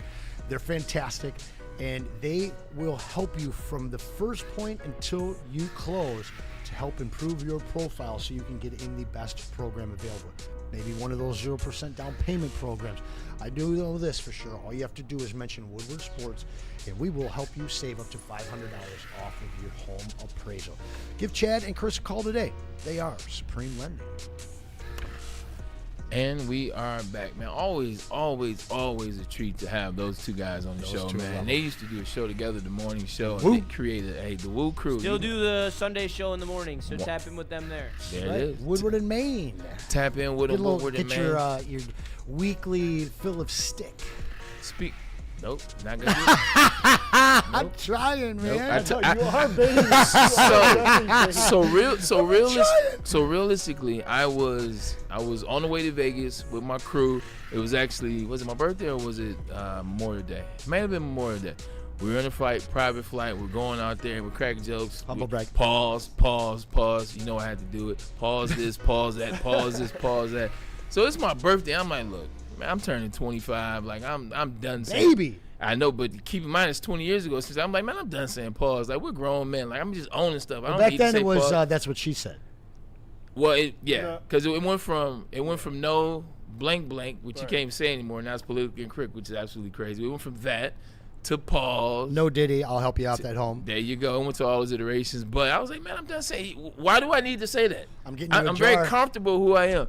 20 years later, still saying pause and all that. Pause pot is coming. But you're not gonna get me. Oh, we'll see you're about not gonna that. get me. Yeah. Before we get to our next topic, because we're gonna end the show with some fun. Like we've been giving you the numbers, we've been giving you the stats, we've been talking about your Tigers, we've been talking about your Pistons. We had stuff on your Lions, but we'll just say that for next week. Next week we got some really good stuff. No football today. I love it. No football really this week.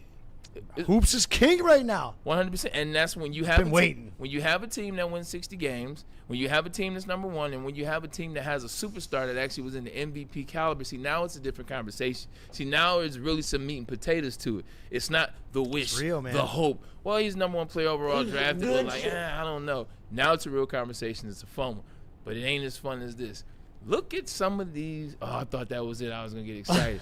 What are your favorite expansion teams? Now, when I think expansion teams, I go back to the mid-'90s because that's when Starter was popping. So I think of the jerseys. I think of the jackets. Starter was. What are some of your favorite expansion teams? The decade of teal, 100. Hey, yes. We went around the room, and we came up with our favorite our favorite expansion teams. Let me see where you lie on that. Who wants to go first? Now, we got to Who's opening out clarify. the gate? What, these are not teams that move. these are expansion teams. Okay, so not the definition of OKC expansion Thunder do team. not count. The Baltimore Ravens. But the Cleveland Browns, the second new time around, Cleveland would Browns. technically be an expansion They team. do. Nobody's clamoring for that. But I played for an expansion team technically. You did. They came back in '99, but they were in expansion because Baltimore was stolen. But that's kind of You weird. never thought about it. You got drafted by an expansion squad. Baltimore's had what, 2 football teams? They had the Colts, then they had the Ravens that they stole from Cleveland. Great city, man. It's our sister city. Baltimore. Got to grind to shine. Baltimore's our sister city. I think so. That and Cincinnati. The only 2 cities that I've been to where it felt like Detroit. Yeah, Baltimore might be our sister city in crime. I tell you that. Well, it sure as hell is. But we don't have anything like what they have on the seafood front. They got really good crab. I love. They got their great crab. crabs. Nope. Nope. I'm not going easy. All right, your Just expansion wait team. till Anson. Monday. I'm gonna have I know you- you're I'm gonna have excited. them lined up for Expansion Monday. teams. Line those expansion teams up. When you think expansion, where are you at? On my first jersey, all day long, 1988. Whoa, why wasn't man. I asked to get a graphic? This is yesterday. Did you give us your list? Yeah, I told it right to your face. I didn't know I had to freaking publish it. Well, I we'll didn't know it just was a take enough time that Sir Riley shall come up with something for you.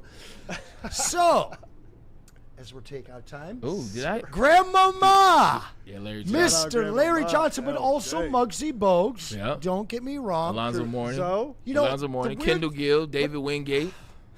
Rex Chapman. Del Curry. The flip. Del Curry. Del obviously The creator father of the greatest. of the best shot of all time. I gotta be fair there. This is a My great graphic, by dad, the we way. were Shout out spending to a Riley. lot of time. I grew up in Florida half the time. Like my grandparents had condos down there. We were down there all the time. Flex. My buddy ended up owns still the rights to Jets Pizza in the state of Florida. Shout out Nick Oro. Okay. But anyway, Corner I court. got in '87. I got a Miami Heat shirt, black, and it was cool. That's a cool original logo right there. It's pretty good. But fuck the Heat. Fuck Dwayne Wade and Shaq and everybody else involved. Pat Riley, you too. So honestly, the Hornets with those pinstripes, and then when they came out with the black pinstripe jerseys, they were too cold. I almost went with the Ducks though. When the Ducks came out, it swept every, like, if you were 7 to 14, you were wearing Mighty Ducks. You were watching it, you were wearing it. Bon No Bay. exceptions. Charlie And Banks. And then honestly, I hate the Cowgirls so damn much. Adam Anything Banks, that Charlie could take Conway. the shine from the Cowgirls, I'm on board. That's it. I love them. I love the 3. Obviously, when the Texans came around, I was excited. I thought it was a place I could Good play. logo. My dad played for the Houston Oilers, so I thought it'd be cool if I got drafted to the Houston Texans. I thought it'd be key. Yeah, so I was okay. excited about that potential. Didn't happen. They took Andre Johnson, rest is history, in his Hall of Fame He's career. pretty good. Never liked the Heat. I just I was liked like, the logo. I never liked them. And then it was like, I kind of liked Tim Hardaway, so that was dope. Harold Miner.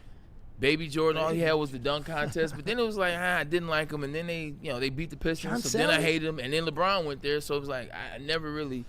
No, honestly, they're on this Only list cool just thing about because- John Sally and the Miami Heat is his role in Bad Boys and Bad Boys 2 for and sure. Bad Boys 3 and Bad Boys 4 is because of Miami Heat. Part of our discussion, though, was like, who got you excited when they announced them? When my dad gave me that shirt and I was down in Miami, I felt really cool. Like Tamu Solani and Paul Correa were insane deep on cuts. NHL 95. Solani, NHL though, 95 is one of the best games ever. I'm not saying it's top 10. 94 is better, but it's top 5, those two.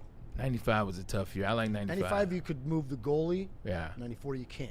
Yeah, see, 94, you get in trouble. 95. By the way, Dino Ciccarelli, absolute janitor in that game. You park his ass in front of the goal, and he is cleaning everything up. So he was a member at our golf course, and I'm like, hey, I'm a teenager, whatever. And one day I come up, I was like, hey, can you sign this? And I 94 EA NHL hockey.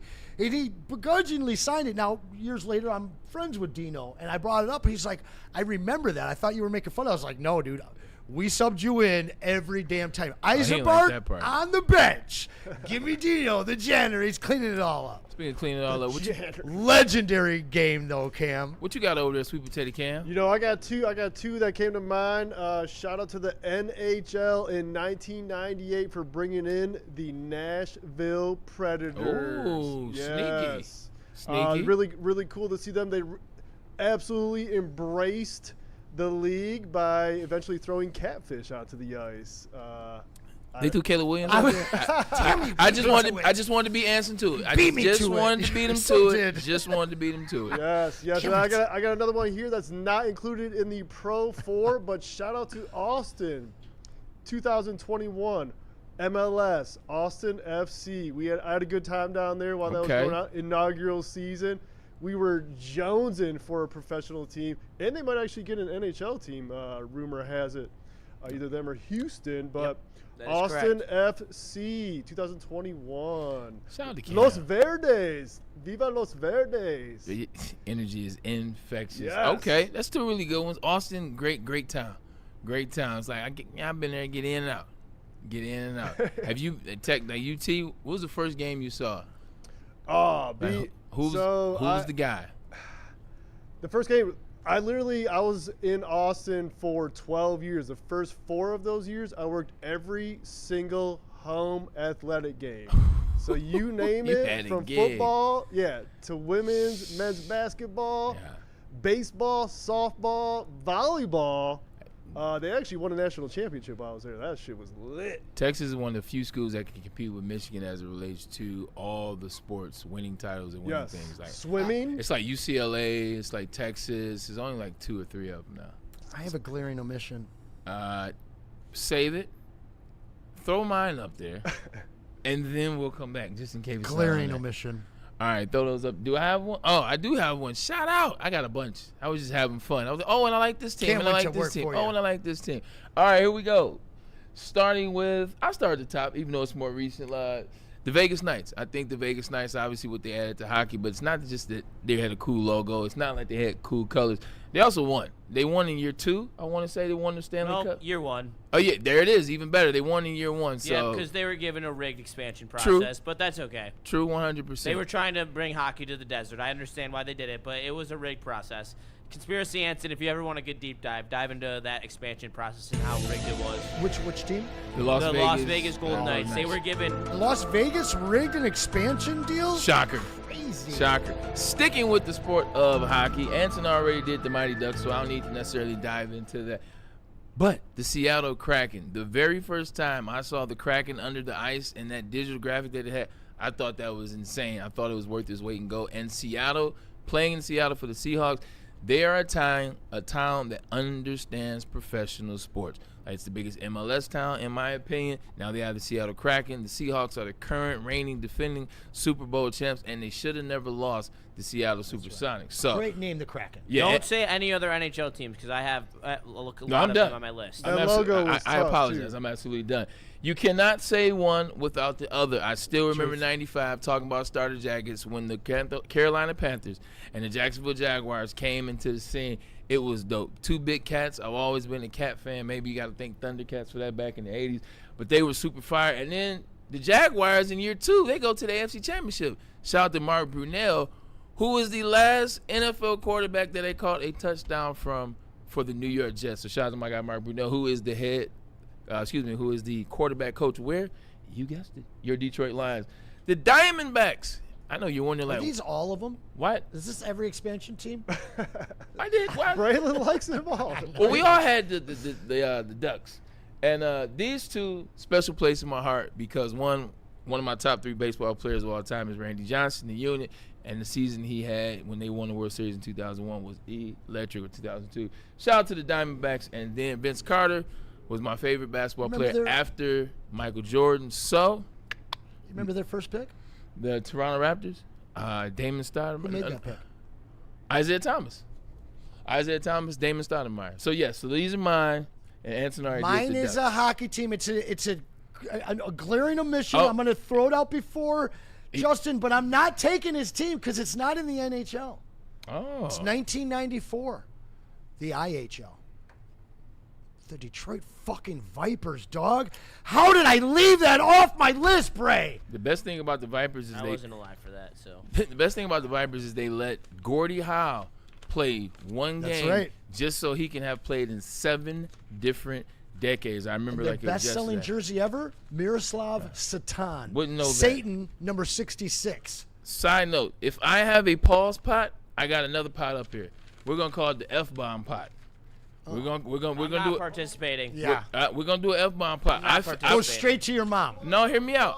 I feel like the F-bomb. I feel like the F-bomb should be used when like a great time. I'm talking about the Vipers, dude. Exactly. That deserves an F-bomb. No, it doesn't.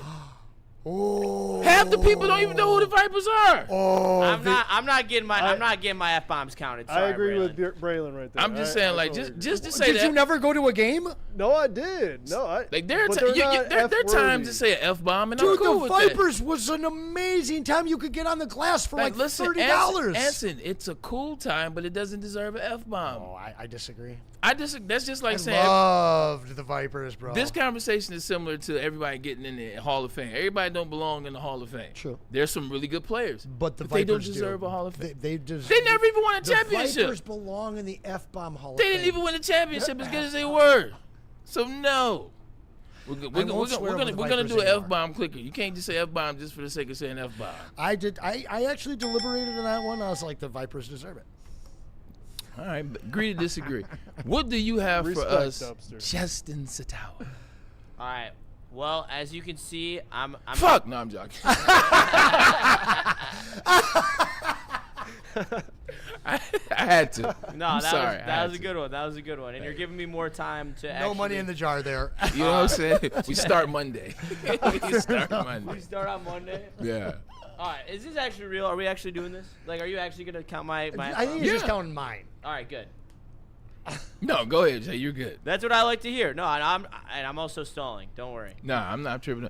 I'm stalling because I'm about to do this instead of having it on the back. All right, take your time. By the way, boom, right here. All right, let's go. Boom. Here we go. Score? It's 1-1, tied up. Oh, nice. In the first half. Ooh. All right, here we go. Got a game. My top 4 expansion teams are all NHL teams because NHL owns sick logos and uniforms. So and a watered down leg. Look, man, you don't have to like it. I don't give a fuck.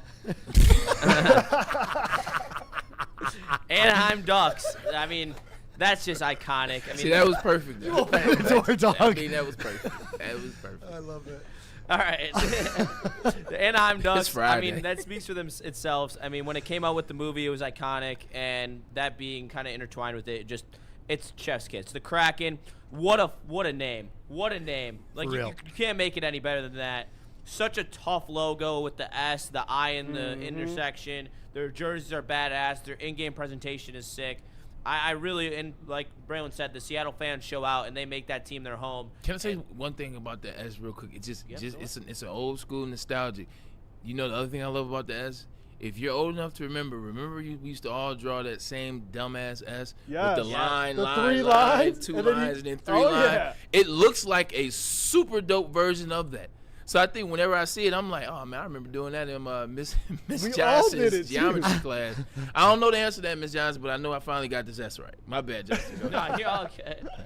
All right, here we go. I'm gonna finish off with the Mammoths. So we're gonna go with the San Jose Sharks.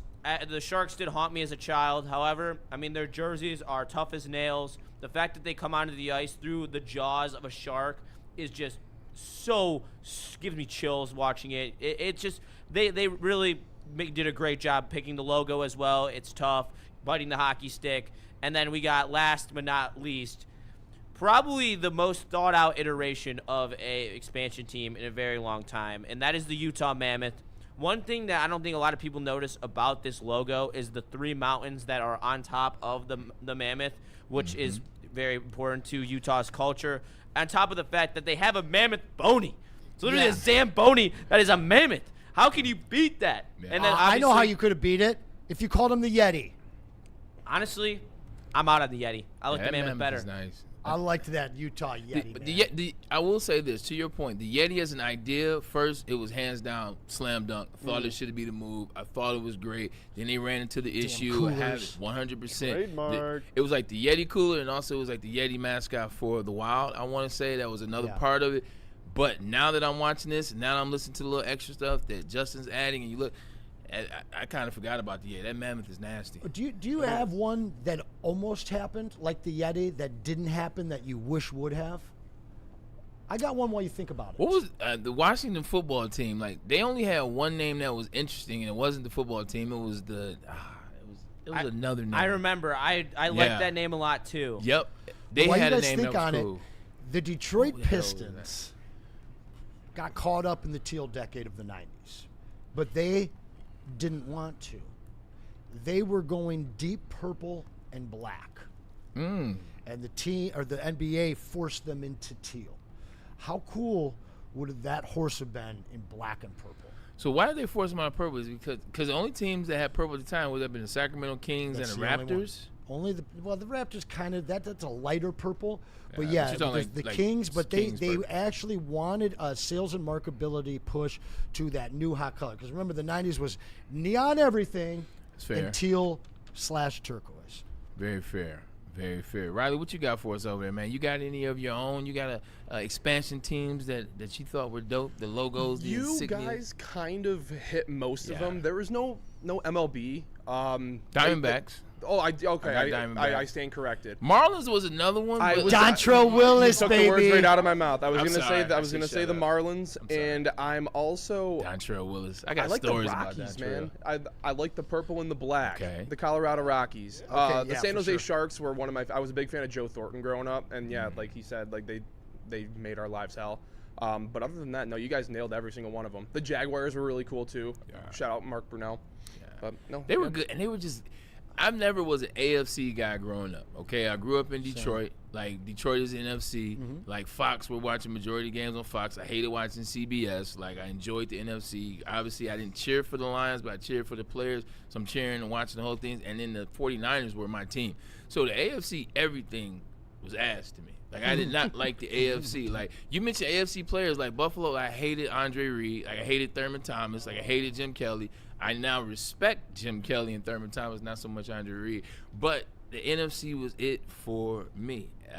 So until the Jaguars, like when the Jaguars came out, like it was fire. It's like Mark Brunell was cold, Jimmy Smith was cold, Keenan McCardell was cold. Fred Taylor arguably could have been top 5 running back of all time without all the ACLs and all the knee surgeries, and he still has 12,000 yards rushing. Baby. Like still has 12,000 yards rushing with 3 knee surgeries, but they just were dope. They were fire, and then the starter jacket, man, that all white with the Jacksonville. Yeah. All right, look, man, this has been a fun We week. didn't even tell them. I forgot why. I did too, dude. Thank you for putting that up. I forgot why we were doing the segment. Anson, go ahead and introduce it. This is why we're doing the segment. This is what gave us the ideas. It sounds like the Vegas team is going to happen. I think that the Supersonics will return as well, a la the Cleveland Browns. But I love this. And I thought that they would go all kind of new school jack, the way that the Las Vegas Knights went. Super cheesy logo, by the way. This is cool. You got the upside down arm to match the upside down jack like old school playing cards had. Yeah. I really dig the kind of old school to it. I think there's a lot of avenues they can go King for Henry merch. VIII. You like it? It's like King Henry VIII, kind of fat. Well, you can't be a king and you can't be an ace, right? That kind of sucks for. I mean, they're gonna share the name with the ladies. You know what? I'm not even opening up that. Yeah, can. no, you don't I'm not even gonna open up that even can of think worms. about it. You can't be an ace. Yeah, So no, you can't be a king. Ace trumps the jack. Wait, why can't you? Oh wait, yeah, the Sacramento Kings. Ace trumps the jack. Wow. And king. I like the logo. To see what the jersey looks like. It's just going to be like 12 team colors. Is like it a going to be playing black? It's gonna be black. It's interesting that they chose a spade. It's gonna look like the Nets. You guys remember the Nets? What about jersey? a jack of basketballs? But it's the spade is the dopest card in the deck, though. Well, I agree. Yeah, I think it's the dopest game played by the players, I would imagine. 100%. Do you remember the Nets jerseys that were like had that colored like that was red? You mean like the Pistons New Jersey? No, not at all. It was like kind of like lines on the sleeves. Here, I'll find it. Yeah. I know what you're talking about. The Nets. Yep. Yeah. It's like majority majority white, like the Jason Kidd Nets or Dr. J. I think KD and Kyrie wore them. Oh, okay. Okay. I was thinking early 2000s. Yeah, I was in that case, it'd be like the Kenyon Dr. Martin, J. Kerry retro. Kittles. I know what you're talking about. You're talking when they went to the finals. Yeah, I was thinking that. Kerry like Kittle, shout out to Villanova. Deep cut. Villanova is a deep cut. He's one of those guys that, like, if you hear the name Kerry Kittles and a guy walks in, it's like, that guy looks like a Kerry Kittles. Fair. Like, Kerry Kittles is like just a serviceable basketball player. Serviceable player. Stroke it. Always good, 100%. Do we have more reads before we shut it down? 2 of them. We do. So why don't we do this? While you're looking for that, Jay? Justin, I already got it. Hold on. Oh, okay. I'm elite. I know you are. Give me 2 seconds. 100%. I was excited to talk that Lions talk, man. It would have been a nice talking about because we had a picture. All right. We got B-Lad out because he's got something. This is what I'm talking about. This is what it's gonna look like. Oh, that's right. Yeah. But like with I more, can see that. with more of an old school check pattern, like what you were talking about. I like it, Justin. But this is essentially That's what a I would good imagine pull. it would look like. You know what I think of when I see that jersey? Choose? Kobe. Oh. It's a Kyrie, it's a Kyrie. Like when I see that jersey, it's like that jersey kind of reminds me of Yeezys. Yeah, like the material, kind of like that pattern. Okay. Were we going to talk about what's on lettuce right now? Oh man, that's why B-Lad isn't here today. Then I tell Riley about it. The what did he order parasites for lunch? Oh, salad. Like the salad. What is going on with that? Do you have more information? I don't. I just know that I had a hamburger and fries today because the salad is crazy, the fruit is crazy. I don't trust the places. Basil, raspberries. Basil, raspberry, mixed lettuce, like in bags, mixed lettuce in bags and things of that nature. Don't eat your veggies. That's why gardening is key. Shout out to Britt. Like our garden is amazing. True. Yeah, 100%. We got our own green onions. We have our own basil. We have our own thyme. We have our own chimney. What do you call it? Cilantro. There you go. You know exactly where I was going. Like this, typical female guy. All right, let me hit both these reads real Those are quick. all and good we're not gonna things, go though, to B. commercial Shout out break to 'cause Brittany. they're both- Hey, she gets right, man. They're both my reads. And so- prayers. right. Prayers. Yes, big up, prayers. Prayers up. All right, where you can get your prayers answered in your massage chair game is that Massage Chair House is the largest massage chair showroom in the great state of Pure, Michigan. Make sure you scan that QR code above my head and tap in with the wellness doc, Dr. Eric Duncan, with you want to learn about massage chairs and get comfortable? Just tap in with him. And if you want to tap in with the best pre-rolls in the game, that is the Boom Shakalaka and the High-Low pre-rolls, live resin, keep coated, and 1.5 grams. So you can either smoke it multiple times or smoke it once and just be absolutely faded. Make sure you tap in with Mad Packs at your local dispensary and on Woodward Sports with the Mad Pack Minute. And now back to Braylon and Anson on the desk. I will say this. You mentioned Loom, and I did not get this in when you mentioned them. I legitimately took a detour route to get into work today, so I had to take it down to 12 Mile, make it right, take 12 Mile all the way to Woodward. So I got a chance to drive right by that Loom that you speak of. Great location, hell of a building, brand new, 2-story. Super like clean, it's man. fire. Like check it out, man. If you're in the area, pull up on that Loom building for sure. Loom. Pull up on that. Ask man. for MJ. As you always say, it's a dope building. I literally put it right here. Check mark. I said amazing site. Yeah, it is. It's cool. The first time I went there, I was a little confused, man, because I was expecting like the big 8 miles. It's like a doctor's office. Yeah, this is nice. It's gonna be a nice weekend too, man. The game's already underway. Sweet Potato Cam, so we'll throw it to you for the last minute or so of this conversation. Spain, soccer Spain professor and Belgium. camp. There we go. Spain and Belgium. Tied SPC soccer professor camp. Excuse me, my apologies. I had to get your title right. Oh, you're all right. Going into this, they said a lot about Belgium. They say Belgium beat Team USA. Team USA not necessarily one of the best teams in this, so they weren't expecting much of Belgium. Belgium has an older team too, so expecting them to age out. Well, it's 1-1 at the half, man. What do you expect to see in the rest of this game? I expect the same. Belgium is silky on that offense. They're bound to strike at any moment. Charles de Ketelaere. Yes, but look out for Spain, though. Spain is they've been the powerhouse. They are the mainstay. They are the blue bloods of the World Cup. Strong on possession. So I expect a good game here. Hopefully, it'll probably go extra time, I feel like, though. They're pretty equal, and they almost cancel each other out to that degree. Yeah, I agree with that, Cam, for sure. And I think that a big thing in this game and why I think Spain's ultimately going to win is because there's one thing that I've been pretty critical of Spain on, and we haven't talked about it in the weeds really on this show enough for us to get into the deep end, but I don't think Yamal has had a very inspiring tournament after he busted on the scene in the Euros and was the key piece for them winning that tournament. And now this is the first game where he's led them in shots, he's led them in touches in a while. So to see him doing that in when they need him most, that's a big boost for Spain. They need him to come through. They're not winning shit if he doesn't play good games in these next 3 games. So I think I'm about to throw in a little parlay, maybe a little put some extra time, extra bet for the game to go to extra time, Spain to win in extra time, and if I'm feeling greedy, I'll throw in Lamine Yamal goal or assist. Jay, preview the weekend too, because there's a couple matches this weekend that are like, see, there it is, there it is. Yeah. Go ahead and get us Tomorrow preview. I'm about to be locked in, and I know Cam is as well. You bet, brother. We got Norway, England, 5 p.m. on Saturday. And look, that's the most excited I've been for a soccer game in this entire tournament, I will say. The Viking, Brute Haaland, favorite of the tournament. He's been my favorite player to watch. I hate how he plays when he plays for Man City. He plays like a robot when he plays for Norway. He is so much more engaged. He runs the entire field. It is absolutely electric to watch. And England has not been playing well. England turned it on in that back half of that Mexico game, but that is like the third rocky performance that they have had in this tournament. If Norway can bring their A game, and they sat Holland versus France, so that's not even a good gauge of what they can do against elite competition.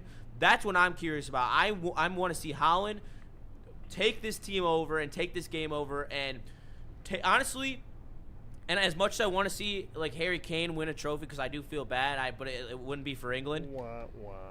I want to see Erling Haaland snatch his chain. I want to see him snatch his chain. Crabtree and Aqib Talib. And be like, I am the truth. I am this generation striker. Yes. Anson, 4 o'clock, you got the last word, man. What do you got going this week? How you feeling?